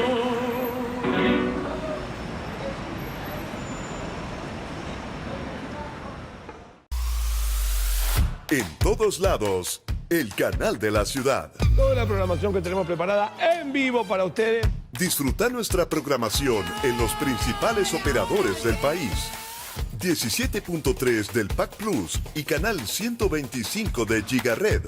5, 80.2 y 515 de Flow HD. 26 de Telecentro. 127 de DirecTV.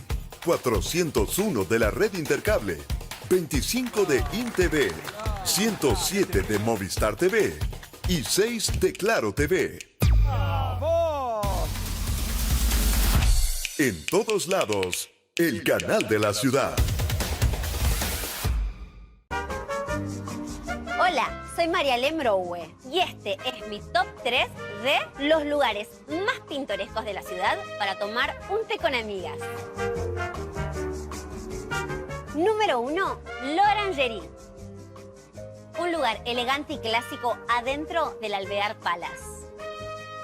2, Las Violetas. Un lugar clásico y con historia en Medrano y Rivadavia, un imperdible de la ciudad. 3, Gratitud. Todo blanco, impoluto, Gratitud está en Palermo. Tiene los mejores yogures con granola. Yo te los recomiendo.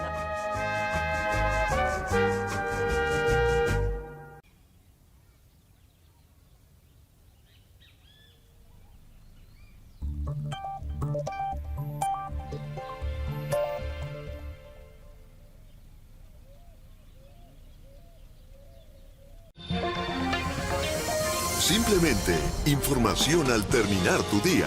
Noticias 2030.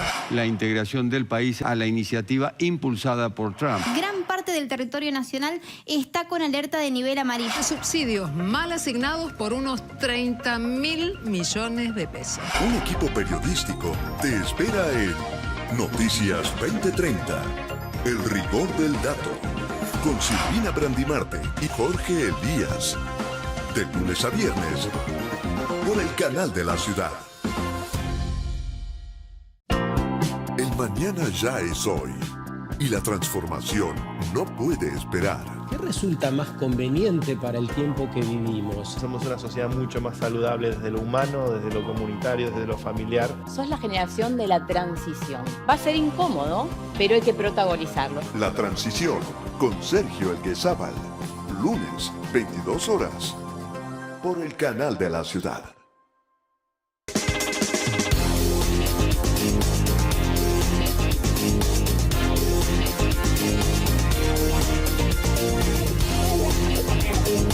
Minutos pasan de las 6 de la tarde, sí, 33 grados en Buenos Aires, mucho más. La sensación térmica, hace mucho calor, mucha humedad. ¿Cómo está tu ciudad, tu país, tu pueblo, tu barrio? Dale, dejar tu mensaje 11 58 35 87 69. Pasaron las palabras y ahora nos zambullimos en otro tema. Mira, vamos, claro. Nuestra niñez a la hora de criar hijos. nos zambullimos en ese tema, con este pequeño video instructivo. A ver, mira. Siempre decimos que nadie nos enseña a ser padres, nadie nos enseña a ser madres, pero eso es mentira. Aprendimos a ser padres y madres siendo hijos. Los niños y las niñas, para tener un apego seguro, necesitan que el adulto esté accesible, disponible, sensible y responsivo. Accesible significa que estás en el lugar, pero también estar disponible, porque a veces estamos juntos, pero no estamos disponibles emocionalmente. La sensibilidad y la respuesta tiene que ver con esta capacidad de leer las necesidades que tu hija, que tu hijo tiene. Y para eso usamos una palabra que es muy bonita que se llama mentalizar. Y mentalizar significa tener en mente la mente de mi hijo. Cada vez que llevas una crianza respetuosa, no solamente le haces un bien a tu hija o a tu hijo, también le haces bien a tu relación. Para hablar de esto, mejor que ella, claro, especialista, Brenda Trócoli, bienvenida, ¿eh? ¿Cómo va? Muchas gracias. Especialista en crianza, qué mejor que tenerte. Así es, y qué honor ese videíto con Machi Guerrero, que es una colega mexicana que aprovecho para mandarle un beso. ¿Y la conoces? No nos conocemos personalmente, pero sí tenemos mucho vínculo porque hacemos el mismo trabajo de concientización, claro. y fue muy lindo ese trabajo que hizo en esa charla. Abrimos, ¿no?, un poco el tema de la crianza, pero me gustó esto que dijo en un momento de estar disponible emocionalmente.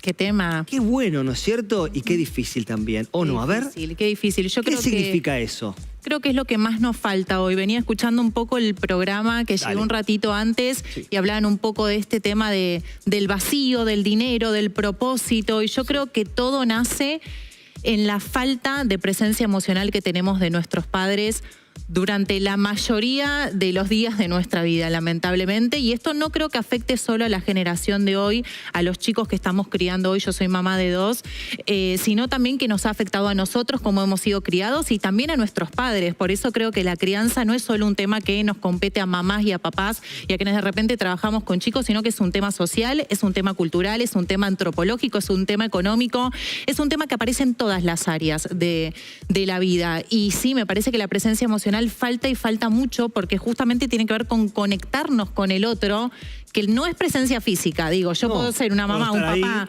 que esté todo el día en casa, pero eso no es presencia emocional. No estoy conectado con mi hijo. Porque no estás conectado con tu hijo, estás en tu mundo, estás en tus cosas, estás en tu narrativa y de repente los chicos tienen muchas necesidades muy ligadas al plano emocional, muy intensas, criar es muy difícil y esas necesidades en general no están siendo satisfechas. También es que sepan que estás. ¿No es cierto? Sí, por supuesto. No solo físicamente, sino que estás. Exactamente.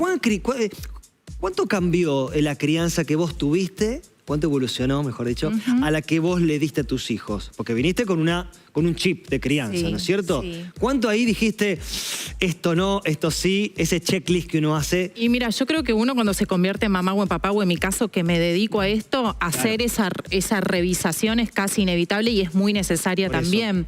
Yo tengo una gran mamá, tengo un gran papá que han estado muy presentes en mi crianza, pero también vienen de una cultura de repente donde aparece esta figura de la mujer multitasking, que la mujer está para cocinar, está para limpiar, está para criar y está para trabajar, ¿no? Y como dice el dicho, el que mucho abarca poco aprieta. Entonces, en ese querer hacer todo y con una exigencia de una sociedad que cada vez te la pone más difícil, porque también hay una realidad económica que nos empuja a corrernos de ese lugar de ocupar lo emocional, pero alguien lo tiene que ocupar. Y cuando ese lugar no es ocupado ni por mamá ni por papá y aparece la terciarización de la crianza, yo creo que ahí vienen los problemas más fundantes que tenemos en la sociedad y que lo estamos viendo hoy todo el tiempo. Digo, lo estamos viendo con nuestros adolescentes. Tenemos adolescentes con problemas de salud mental que nunca habíamos tenido estos números en cuestión de lo que... Es más joven. Cada vez más jóvenes aparece lo que es la ansiedad, lo que es la depresión y hasta tenemos tasas de suicidios muy alarmantes, que obviamente no se puede cerrar todo a la crianza que me dan mamá y papá. Digo, hay toda una sociedad que está acompañando este tipo de dinámicas, pero sí la familia es ese primer lugar que debería ser nuestra base, ¿no? Yo en mi libro hablo mucho de eso, de construir esta base segura. Y si los vientos vienen fuertes, que a todos nos puede pasar, que la vida nos ponga situaciones adversas, vamos a tener otra diferencia en cómo estamos plantados ante la vida. Hablabas del libro, después lo presentamos, El Nudo Invisible, pero justo Sergio decía que lo estaba leyendo. Sí. Y una de las cosas que me hizo pensar el libro es que de verdad en algunos tramos de mi crianza, tengo 3 hijos, no he sido un padre presente. Podría poner 1000 excusas, referidas seguramente al campo laboral en muchos casos. ¿Hay un modo de reparar eso? Siempre. Yo creo que siempre, un poquito lo hablábamos recién antes de empezar la nota, me parece que nuestros hijos, así sean adolescentes o incluso adultos, siempre están esperando esa palabra de reparación, ¿no? Porque es algo de sentir como yo tenía razón en sentir lo que estaba sintiendo. Por ejemplo, la soledad. Yo creo que los chicos se sienten muy solos hoy en día y que nos hemos sentido nosotros muy solos también en nuestra crianza. Entonces, de repente, encontrar esa validación de tu mamá y de tu papá, que te expliquen sus motivos, hablar de la historia con honestidad. Digo, esto no tiene tanta teoría, tiene más corazón que teoría. A mí me sucedía esto. Yo creo que eso repara mucho y aparece la compasión, ¿no? Por todo lo que hemos tenido que atravesar todos, porque vivir emocionalmente presentes no es fácil. Claro. Invariablemente esa ausencia de papá también aparece en el matrimonio, aparece con la mujer que está pariendo o que está gestando esa nueva vida. Cuando decimos, la prioridad es el trabajo, vamos a trabajar tantas horas, ¿también ahí es posible hacer una reparación? De vuelta caigo en lo mismo. Yo creo que nunca es tarde para poner en palabras aquello que no pudo ser. De hecho, yo creo que es de las cosas que más nos sanan. Digo, si lo trasladamos, quizás nos parece más complejo verlo en el vínculo con nuestros hijos, pero si lo trasladamos a un vínculo con una pareja, que es algo que quizás lo vemos menos complejo, siempre va a ser mejor que alguien nos diga, tenés razón, no pude estar en ese momento de la forma que necesitabas, no pasó nada, el equivocado sos vos. ¿Qué es lo que solemos hacer con nuestros hijos, ¿no? Nosotros patologizamos mucho la conducta de nuestros hijos y no vemos que en general es el resultado de las acciones que nosotros como adultos hacemos. Y en la pareja esto sucede también, ¿no? De tener una responsabilidad. Quería subrayar lo que dijo Sergio, me gustó mucho. Quería hacer ahí un bonus track. Vamos. Esto del reconocer, ¿no? De reparar. No cualquiera lo hace. No. No cualquiera se decide y lo hace. No cualquiera para y dice, che, quiero reparar esto, ¿cómo lo hago? Pero qué sano que debe ser también, tomo el ejemplo, permiso, Sergio, de Sergio, digo, qué sano debe ser también si lo hace, y ya el hecho de que lo quiera hacer, me parece que es muy sanador. ¿Qué sanador debe ser para los hijos? Pero sin dudas. Porque está viendo también ese vínculo, que el papá quiere reparar esto. Quizás inconsciente, quizás es en silencio. Sí, como el ejemplo de Sergio, pero para cualquiera, ¿no? Y aparte, fíjate que en nuestros dolores emocionales, la mayoría de las veces, la persona que duela es el niño. Vos siempre le estás hablando a un niño. Aún así, tengas un adulto enfrente, porque la mayoría de los problemas emocionales que cargamos a nuestra adultez están muy cargados de aquello que hemos vivido en la primera infancia, que es donde se están formando todas nuestras estructuras. Claro. Las emocionales, las psíquicas, las físicas, nuestros pensamientos. Entonces, siempre hay algo que cuando se sana algo de la infancia, cuando hay una reparación en la infancia, repercute inmediatamente en tus vínculos presentes. Sí. En los más íntimos, hasta en una relación laboral. Uno se empieza a posicionar de otra manera. Qué sano, ¿no es cierto, esto? Sí. Qué bueno. Escuchaba, Brenda, te escuchaba esto de poner en palabras, ¿no? Yo tengo amigas que son docentes y lo primero que me dicen cuando ven conductas en los niños de la primera infancia, estas llamativas, todo el tiempo recalcan, veo chicos no mirados. Todo el tiempo me dicen, no están mirados. O sea, hay padres que están trabajando un montón, que están con otras necesidades emocionales y realmente no están pudiendo. Porque esto también yo pensaba de que generalmente es, bueno, los padres no quieren o los padres están en otra y demás, y también se suma culpa a eso que encima le está pasando y no repara eso. Ni la culpa ni el juicio. Creo que lo que repara esto que vos decías, ¿no? El poder poner en palabras, parar la pelota y decir, me está pasando esto, lo que sea, con mi hijo, en mi familia, en cualquier vínculo, y empezar a mirarnos. Esta palabra que ellas usan siempre que me dicen, son no mirados, le digo, tampoco se están pudiendo mirar ellos, ¿no? Absolutamente. Y ahí viene una relación muy directa en cómo estamos nosotros como adultos y lo que le podemos dar a nuestros hijos. Digo, si no hay un no reconocimiento de tu propia historia, una no aceptación de un montón de cosas, es difícil que puedas conectar emocionalmente con tus hijos. Y esto lamentablemente aparece mucho en los conflictos que traen las familias, los conflictos de conducta y demás. La mayoría de las veces se reduce a que no está la suficiente mirada que tiene que ver con lo que hablamos al principio, la conexión emocional. Es la mirada de te veo, qué necesitas, te estás comportando de esta manera, no se soluciona con te doy el jueguito o te mando a la habitación o te saco tal privilegio. Se soluciona con atender la emoción que te está generando esa conducta. Lo no hablado, ¿no es cierto? Qué importante. Suena tan simple y tan básico, pero es tan difícil. Mónica. Sí, hoy hay una escolaridad extendida. Muchos chicos van 8 horas, más el trayecto, más el tiempo, son casi 9 horas de escolaridad, más el horario del trabajo de los papás y demás.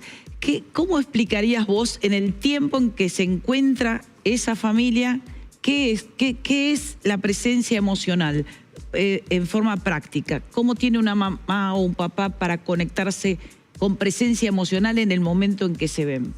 Es muy difícil, no digo que sea fácil. Yo justo hoy venía en el auto hasta acá y digo, hoy tuve un día lleno de cosas. Pensaba, ¿qué voy a hacer cuando llego a mi casa? Porque a la noche tengo que cursar, también tengo un curso. Digo, ¿qué voy a hacer en ese momento con mis hijas? Yo también lo pienso, digo, porque a veces parece que el que está hablando tiene como una autoridad y jamás va desde el juicio, sino desde la posibilidad. O sea, lo primero sería planificarlo, observar cuánto tiempo voy a estar. Darnos cuenta de que los chicos necesitan ese alimento emocional. Yo creo que lo primero es darnos cuenta, salir del automático. Ok, tengo que salir a trabajar 8 horas. Yo, el papá también, o cómo esté conformada la familia.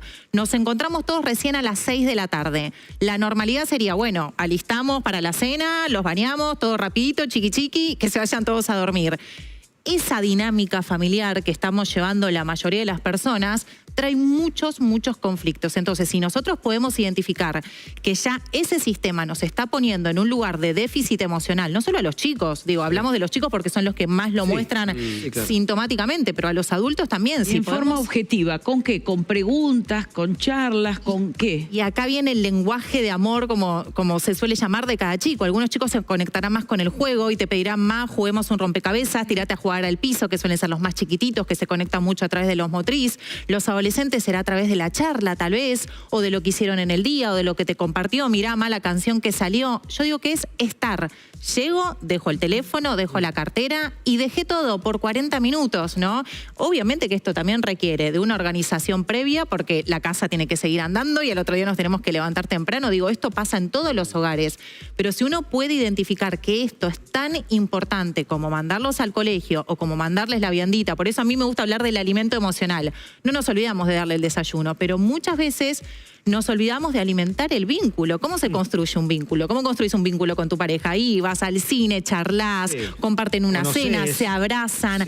¿Qué te gusta? ¿Qué no te gusta? Con tus hijos es lo mismo, digo. No es que son parte del decorado del día a día. Necesitas hacer esa conexión que requiere de presencia y a veces yo creo que los adultos no nos soportamos ni nosotros mismos estando presentes. Nos sentamos y es... ¿no? Claro. La ansiedad. ¿Y qué hago? Y estoy perdiendo el tiempo. Eso también lo perciben los chicos, ¿no? Digamos, por supuesto, lo que ven en casa. Lola, sí. Yo quiero hablar de lo no dicho. ¿Qué pasa con los adolescentes cuando no hablan? Porque empatizar o preguntar a veces justamente los recluye más. Se sienten interrogados, se sienten puestos contra la espada y la pared porque tienen que hablar cuando a ellos no les apetece hablar. Quiero decir, son épocas que hay adolescentes que hablan más, pero aquel adolescente que decide recluirse en el cuarto empieza con la dinámica de lo no dicho. ¿Qué se puede hacer? ¿Cuáles son, digamos, los tips como para sacarlo de la habitación y conseguir que hable? En mi caso... a mí me funcionan las actividades compartidas, ir juntos al cine, ir juntos al teatro, porque no queda más remedio que hablar de lo que acaba de pasar y hacer aunque sea un análisis mínimo de 3 líneas. Pero en general, ¿qué se puede hacer?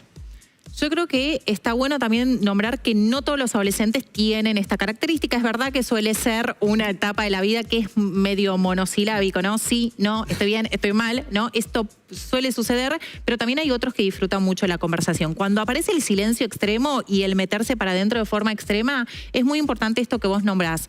Proponer actividades, ¿no? Proponer actividades y que haya rutinas en la casa que tienen que ser de todos, como por ejemplo la mesa compartida. Está perfecto que quieras estar en tu mundo, con tus cosas, con tu música, pero a la hora de cenar tenemos que estar todos juntos, porque es el momento en el que compartimos. Después la conversación yo creo que es una consecuencia de la intimidad emocional. ¿Con quién conversa uno? Y con el que te sentís a gusto, con el que de repente si decís, te va a decir, y no, pero yo te dije, no ves que tus amigos, ¿no? Que es lo que solemos hacer los padres en la adolescencia, viene mucho el juicio, ahí es cuando el adolescente de repente se empieza a cerrar mucho más. Entonces, tratar de generar esas conversaciones que sean amables, escuchar más que hablar muchas veces, y esto de las actividades compartidas o de las actividades que incluyan un plan, funciona mucho, como funciona mucho todo lo que tiene que ver con el deporte, ¿no? Yo siempre cuando vienen con temas de la adolescencia, el deporte o lo que les gusta cantar, bailar, la comedia musical, digo, estar con otros y de repente después armar conversaciones en relación a eso y armar planes en relación a eso, es como ir arrimando el bochín, ¿no? Como me voy acercando de a poquito en eso que te interesa, en eso que te mueve, y yo creo que los adolescentes lo perciben mucho. No es lo mismo estar en el colegio 8 horas porque hay que hacer lo que hay que hacer, que de repente estar atento a las necesidades que tiene esa persona en particular. Brenda, bueno, hablamos de crianza. ¿Me pasás el libro? ¿Cómo no? ¿Con qué me encuentro? ¿Con qué Tercer hijo, como Ahí digo está. yo. Mirá. Tu vínculo con este hijo. Contame con qué nos encontramos. Bueno, El Nudo Invisible es un libro de Editorial Planeta que salió hace 2 o 3 meses, es bastante nuevito. Sanar tu origen para darle a tus hijos un mundo emocional seguro. Y El Nudo Invisible yo creo que es un libro que habla mucho de nuestra propia historia, nos hace mirarnos mucho a nosotros, cómo hemos sido hijos, cómo hemos sido criados, porque eso tiene un impacto directo en cómo nosotros ahora estamos criando a nuestros hijos. Es un libro también muy crítico de los sistemas sociales en los que vivimos y que tenemos tan normalizados hoy en día. Estábamos hablando un poquito con Sergio, que lo estaba leyendo, que tiene mucha sinceridad, digo, desde mi experiencia como mamá, habla también de mi propia historia un poco, creía que era muy necesario. Ese fue un poco el motor, digamos, sin duda, tercer hijo, por decirlo así. Sin duda, la maternidad y la experiencia de maternar con todo lo que lleva alrededor, a mí me atravesó completamente, me dio una profesión, me dio una carrera, y la verdad que está muy atravesado por mi propia historia, y había algo que ella nombraba del juicio y de la culpa, que a mí me parecía muy importante nombrar en primera persona, que a todos nos atraviesan estos procesos. No es vos lo estás haciendo bien, vos lo estás haciendo mal. Es qué historia emocional tenés detrás para hoy tener que actuar de esta manera. Siempre yo digo sanar, ¿no? Poner palabras, poder reconocer. Una de las cosas que me impactó, Emiliano, del libro es esta cifra que citábamos antes. ¿Cómo llegamos a naturalizar que el 90% de los partos sean por cesárea, es decir, inducidos? ¿Cómo llegamos a que una mujer se ponga en la camilla así, tenga un farol acá adelante, los médicos estén riéndose y hablando de fútbol, recibiendo una inyección, induciéndola al goteo? Si esto es una locura, que el libro de algún modo lo dice, ¿cuál es el estado natural para parir? Bien, esta cifra que vos nombrás pertenece al ámbito privado, que me parece también nombrarlo es importante. Pertenece al ámbito privado, haciendo un 80-90% la tasa de cesáreas. Sin embargo, es una tendencia no solo en Argentina, sino a nivel mundial. La Organización Mundial de Salud recomienda un 15% de la humanidad de tasa de cesárea, porque es una operación mayor, porque tiene sus riesgos. Sin embargo, también hay muchas mujeres que eligen esa cesárea, lo cual no sería un problema cuando se elige con el abanico abierto, ¿no? ¿Qué es lo que implica una cesárea? ¿Cuáles son las consecuencias, posibles consecuencias para las mamás? Porque estamos sometiéndonos a una operación. Para el bebé también, digo, hay algo muy importante de valorar nuestro diseño biológico, que venimos preparados para atravesar un canal de parto. La cesárea es un milagro y se valora muchísimo cuando tiene sus motivos médicos o cuando las mujeres la eligen, porque enfrentarse al proceso de parir también tiene un componente emocional muy grande que no todas están preparadas para atravesarlo. se mueve muchísimo, hay que poner mucho el cuerpo, entonces me parece también muy válida la decisión de cada mujer, pero me parece que no se está informando de manera clara qué es lo que implica, ¿no? Todos los procesos. Y cómo llegamos a ese número, yo creo que tiene que ver mucho también la desconexión que tenemos con nuestros propios procesos, ¿no?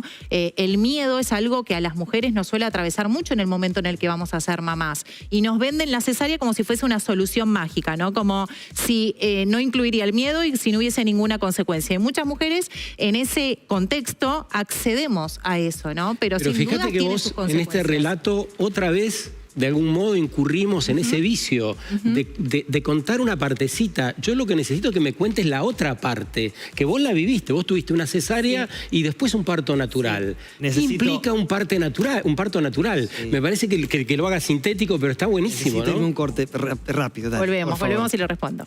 No, necesito un corte para despedirte, pero te respondemos esto, estoy pasado de tiempo. Dale, vamos.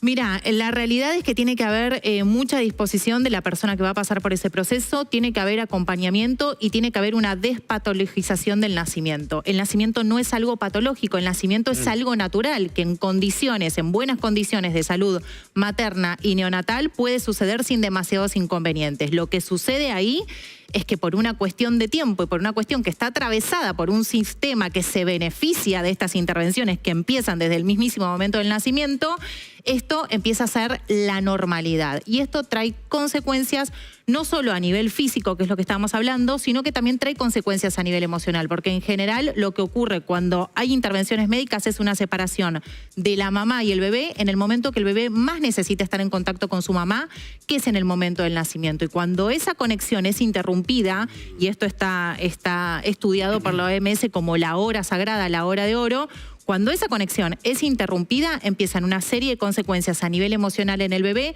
que no las podemos ver porque no pueden hablar. Y tenemos que conectarnos con la emoción. Y si no lo logramos, estamos en problemas. Un placer escucharte. Un aplauso para Brenda. Muchas gracias. Y corte, venimos con mucho más. ¿Cómo estamos hoy? Dale. Gracias. If someone told me that the world would end tonight, you could take all that I got for once, I wouldn't start a fight.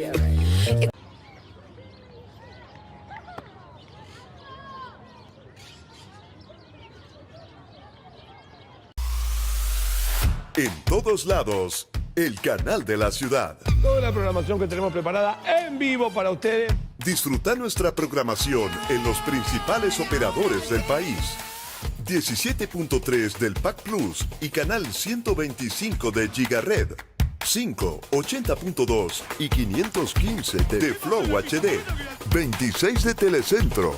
127 de DirecTV. 401 de la red Intercable.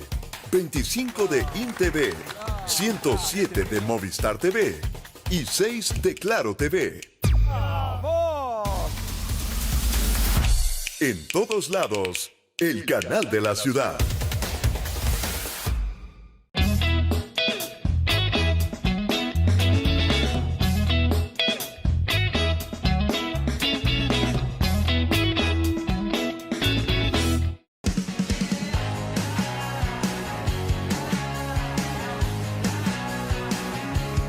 Antes de entrenar, tenés que realizarte los chequeos médicos. Y no es algo opcional.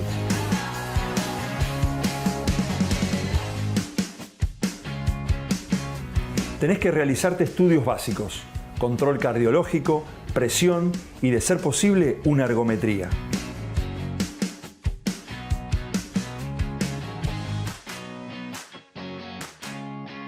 No es paranoia, es información.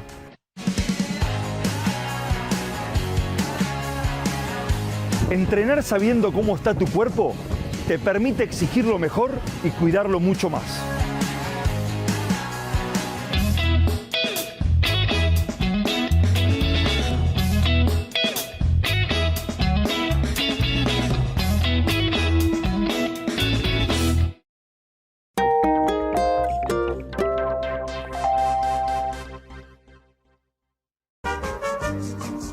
Hola, soy Cristina Mucci y este es mi top 3 de las librerías más lindas de la ciudad.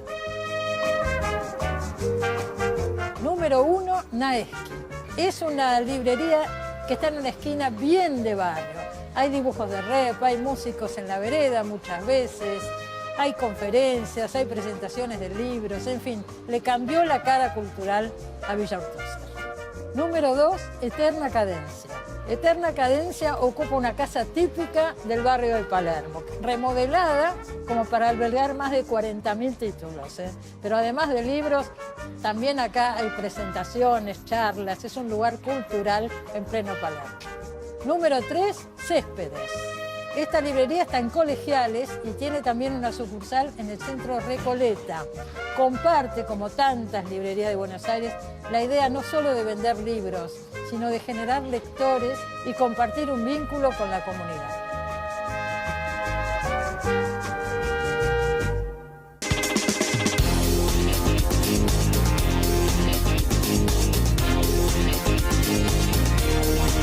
Minutos, a las 7 de la tarde, mucho calor en Buenos Aires, pero tenemos un temón como el anterior, pero más, cada tema es muy potente. Mirá, ¿de qué vamos a hablar ahora, Nuevo bloque, déjalo para mañana, aunque puedas hacerlo hoy. Y nos pasa a todos, claro, por supuesto. ¿Qué mecanismos cerebrales explican la procrastinación? No lo voy a volver a repetir, lo dije muy bien y acaba la explicación, mirá. ¿Cuántas veces has dicho, lo hago en 5 minutos y terminaste viendo TikTok por 1 hora? Pues no es tu culpa, a lo mejor hay una explicación científica para eso. Soy Alma Lozano, psicóloga clínica. Hablemos sobre la procrastinación y cómo podemos combatirla. Cada vez que enfrentamos una tarea que nos genera mucho estrés, nuestro cerebro a veces prefiere evitar el malestar y nos manda directamente a distraernos con TikTok, viendo una película en Netflix, en alguna red social o a limpiar nuestro cuarto de repente. Y así es como entramos en un bucle, en donde evitamos la tarea, sentimos alivio por un rato, pero luego llega la culpa y el estrés y volvemos a procrastinar. Pero no te preocupes, te tengo 2 estrategias que te pueden servir. Número 1, cambia el tengo que hacerlo por elijo hacerlo. La procrastinación se alimenta de la obligación, así que cambiar la mentalidad de debo a quiero nos da mucho más control. Y número 2, usa el método de las micro recompensas. Si tu cerebro está buscando placer inmediato, dáselo. Cuando completes una tarea, tómate 2 minutitos para lo que disfrutes. Inténtalo y me dices si funciona. Ahí está. ¿Te sentís identificada con esto? Bueno, nos metemos en el tema. Aplausos recibimos al señor, nuestro amigo Maxi Japes. Bienvenido. Gracias. Motivación, productividad, todo lo que nos falta. A mí me pasa, yo escuchaba esto recién y yo digo, yo estoy en ese bucle de me da, cuando paso algo para mañana. Placer, digo, qué placer. Culpa. Y entro en una... Pero me pasa eso. ¿Por qué hacemos eso? ¿Qué pasa en el cerebro? Bueno, nos pasa a todos. A ver, gracias, ahora sí. Entonces no me quedo con culpa. De hecho, me declaro el primer procrastinador. Listo. Hasta procrastinar. Lo sigo haciendo. Sí, totalmente. Sigue pasando. Es un comportamiento humano que nos pasa a todos. Tiene una palabra rara, pero explica algo muy simple. Esto de dejar para mañana lo que debo hacer hoy. Sí. ¿Y por qué nos pasa? ¿Por qué lo hacemos? Sí. Y bueno, porque aquello que tenemos por delante le asociamos una emoción negativa. Sí. Y obviamente no queremos hacer esa tarea. Claro, nos puede dar pereza, miedo, frustración, enojo. Todas esas emociones, obviamente, ¿qué hacemos? Y tratamos de protegernos a través de la procrastinación. Entonces evitamos la tarea haciendo cualquier otra cosa que sea más divertida. Pero la tengo que hacer mañana. Claro, pero no tenemos los incentivos suficientes para pasar a la acción. Por lo menos por ahora. Claro. La procrastinación es una disociación. O sea, es como que tuviéramos 2 cerebros. Sí. Uno que dice, tengo que hacer, para afuera. Pero por dentro dice, no. Mañana. Entonces, claro, tenemos como esa mentalidad dual que juega obviamente en contra para nuestros objetivos. Sí. Porque por fuera decimos voy a, pero por dentro no lo hacemos. Maxi, pero ayúdanos. Entonces, ¿qué hay que hacer? ¿Cuál es tu recomendación? Recién escuchamos, ¿no? Unos ejemplos y unas ayudas, pero... ¿qué podemos hacer? Danos unos tips para esos momentos, porque ahí está la clave, ¿no es cierto? Sí, bueno, hay un montonazo de tips. Algunos de los que les puedo compartir es, obviamente hablaba ahí la colega, de particionar la tarea y hacer los microobjetivos. Eso funciona. A ver, vamos a poner ejemplos. Típica situación en el estudio, ¿no? La gente que está en una carrera y tiene que rendir un examen. Claro, leer un libro de 500 páginas, ya solamente el hecho de ponerlo delante del escritorio te paraliza. Apabulla. No tenés ganas de nada. Ahora bien, proponerte, hoy voy a leer una página. ¿No podés leer una página? Que ese sea el objetivo. Claro. ¿No puedes leer un párrafo? Objetivos más cortitos. ¿No puedes leer un renglón? Sí. Hay algo que se llama la regla de los 2 minutos. Sí. Reducilo tanto que sea ridículo decir que no. Entonces, ¿cuál es la idea? La fricción está toda al principio, toda la resistencia está al principio. Pero una vez que empezás, lees un renglón, lees un párrafo y la cosa toma envión. Así que, primer consejo es reducir al mínimo el objetivo que tenés por delante. Sí, perdón, por este lado, ¿usted procrastina? Sí, un montón. Y más, yo digo, no nos pongo de ejemplo a las mujeres, pero digo, generalmente que tenemos el multitasking a la hora, ¿no?, del día, esto de tengo que tener la comida lista y a su vez tengo que trabajar y tengo que leer y los chicos el colegio y demás, todo el tiempo estamos dejando para después algo que tal vez para nosotros sea importante, ¿no? Y yo pensaba esto que vos decías de lo dual, que había un ejercicio, no solamente para lo que uno ve como una emoción negativa, como cuando uno se pone un objetivo que tal vez le da miedo y demás. A veces también pasa con algo que uno se propone, que sabe que tal vez le vas a cambiar la vida para bien. Obvio. Que es algo súper positivo. Sí. Y que aparece en un montón de conversaciones internas que hasta que uno no las escribe, las reconoce y las ve. Esto de lo dual, hay un ejercicio muy lindo que es dividir la hoja en dos y la columna izquierda y columna derecha y decir, ok, este es mi objetivo. ¿Qué me pasa con la columna izquierda? ¿Qué me digo para no cumplirlo y no llegar a hacerlo? Tal vez hay un montón de situaciones que ni conozco, o creencias, o mandatos, o miedos, y reconocerlas está buenísimo. No es como pero es un ejercicio que se necesita hacer, ¿no? Es como ir al gimnasio, el músculo hay que entrenarlo. Esto es una competencia emocional. Definitivamente, la procrastinación tiene que ver con tu regulación emocional, de cómo manejas el impulso, de lo que somos adictos, y somos adictos a algo que se llama gratificación inmediata. ¿Qué es la gratificación inmediata? Algo que haces y el resultado lo obtenés inmediatamente. Entonces, ¿qué solemos procrastinar? Y bueno, aquellas cosas que tienen gratificación de mediano y largo plazo. Ahí está, hagamos la listita, mirá. Salud, cuidado de físico, ahorro, estudio. Todas esas cuestiones es sacrificio hoy, recompensa mañana. Claro. Entonces nuestro cerebro, eso, ¿qué dice? No, yo quiero lo fácil y rápido ahora. Pero entonces, ¿cuáles son los incentivos suficientes? Porque vos decías hace un rato, no contamos con los incentivos suficientes. ¿Cuáles son? A ver, a menos que los encontremos. Claro. Hay situaciones de la vida que hacen que tu sistema de incentivos cambie. Vamos al ejemplo de la salud. Dale. Venías bien, el gimnasio quedará para mañana, no me cuido con las comidas, hasta que fuiste al médico y te dice, encontré algo. Chiquito, no grave, pero encontré algo. ¿Qué pasa en tu mente? ¡Clac! Cambió tu sistema de incentivos. Porque apareció una amenaza que hasta ahora desconocías, que hace que te invite más a la acción y que este sacrificio ahora valga la pena. O sea que una amenaza es un incentivo, me da miedito. Por supuesto, pero funciona. Claro. A ver, en la escuela, si no te tomaban examen, ¿estudiabas? La gente estudia porque había examen, ¿o no? Entonces, sabemos que parece medio dura la palabra, pero el ser humano funciona amenaza así. O consecuencias. O consecuencias, también, me encanta esa palabra. Si querés suavizarlo, podemos usar la palabra consecuencia. Hay un dato interesante en la procrastinación, que generalmente, si lo pasamos a lo doméstico, siempre hay una tarea. A mí me salvó lo que comenta ella y lo que vos decías, esta regla de los 2 minutos. Yo tengo un toque con el tema de ordenar ropa, porque como lavo ropa muy a menudo, entonces ordenar es un drama. Entonces decidí aplicarlo de los 2 minutos y realmente es importante. Ahora, ¿por qué funciona esta técnica? ¿En qué se basa esta técnica de voy a hacerlo aunque sea 2 minutos? Por ejemplo, al que le pase con lavar los platos, ok, voy a lavar solamente 3 platos.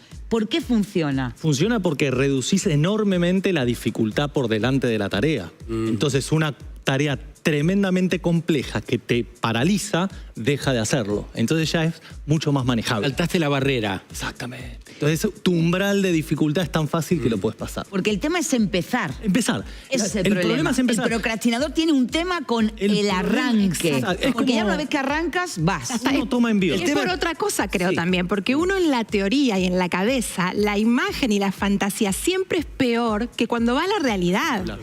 Entonces, cuando empezás con los 2 minutos, decís, che, no era tanto. Tenemos un guionista de Netflix que nos dice algo catastrófico y no termina así. Exactamente. lo importante es, como después lo presentamos, es ponerse en marcha. Sí, yo quería saber si también puede ocurrir con algo positivo para que no se termine. Que termine algo lindo, entonces procrastino para que no se termine eso.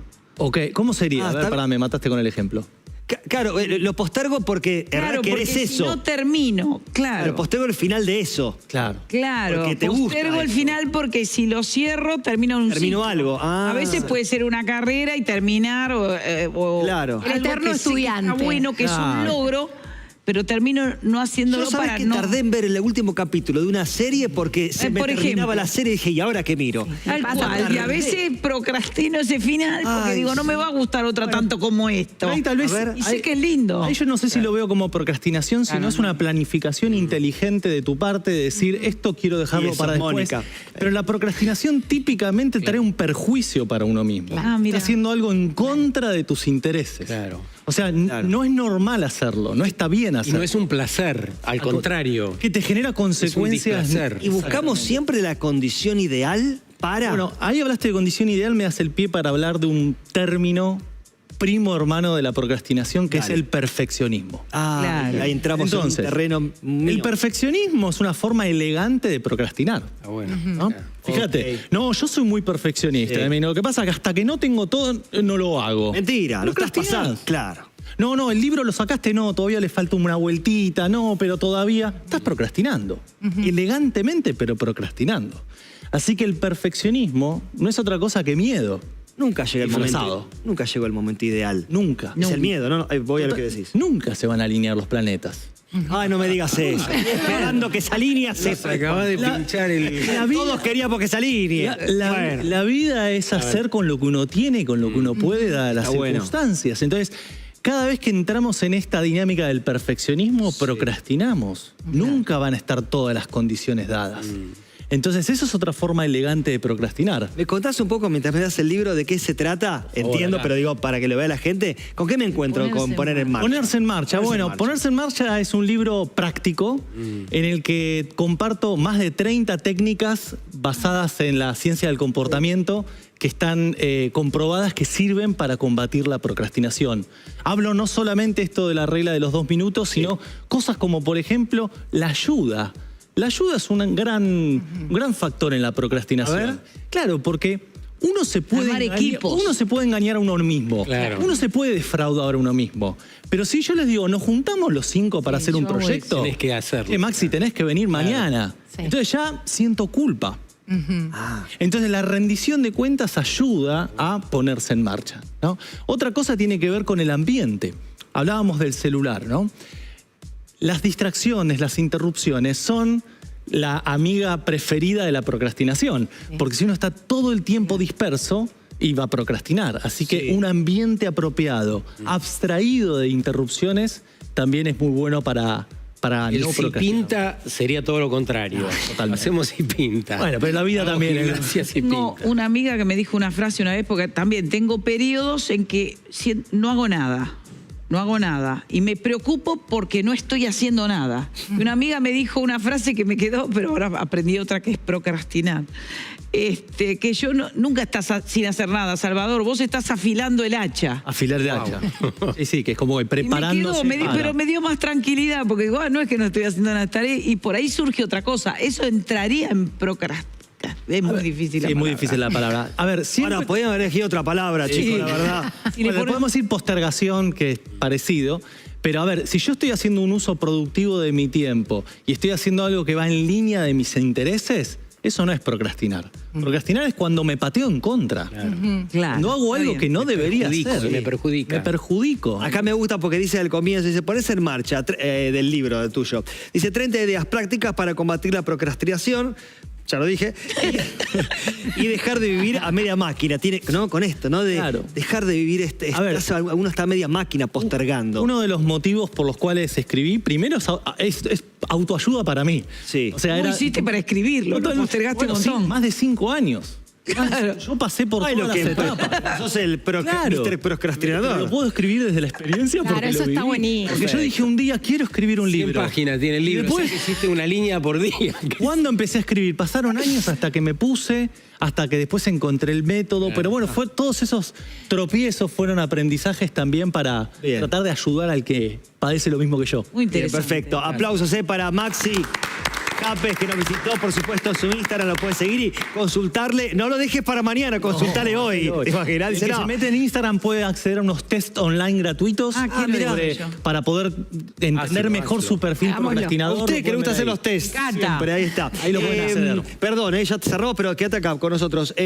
Vale, tenemos la obra de teatro, pero el ensayo. ¿Pero para cuándo? Mira, ahí estamos viendo. El viernes 6 de febrero estrenamos en El Tinglado Terapia de Pareja, una comedia de humor sobre parejas que se van a sentir muy identificados, y el sábado, todos los viernes en El Tinglado y todos los sábados en Olivos, así que síganos ahí en Instagram para ver y sacar entradas. Ahí está, gracias por estar acá. Gracias a Bienvenida ustedes. siempre, Gracias. Ahí está. Lola, nos vemos mañana. Obvio. Me parece, ahí está. Salvador, mañana sin rodete o con rodete. No, mañana nos sin sorprende. rodete, sin rodete.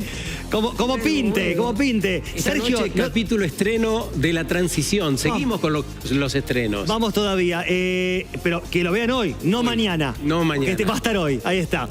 Nos vemos mañana con todos ustedes, gracias a toda la técnica, el equipo de producción. Nos vemos mañana a las 5 de la tarde. ¿Tengo que decir algo más? ¿Me falta algo? No, ¿estamos bien? Sí, a las 5 de la tarde.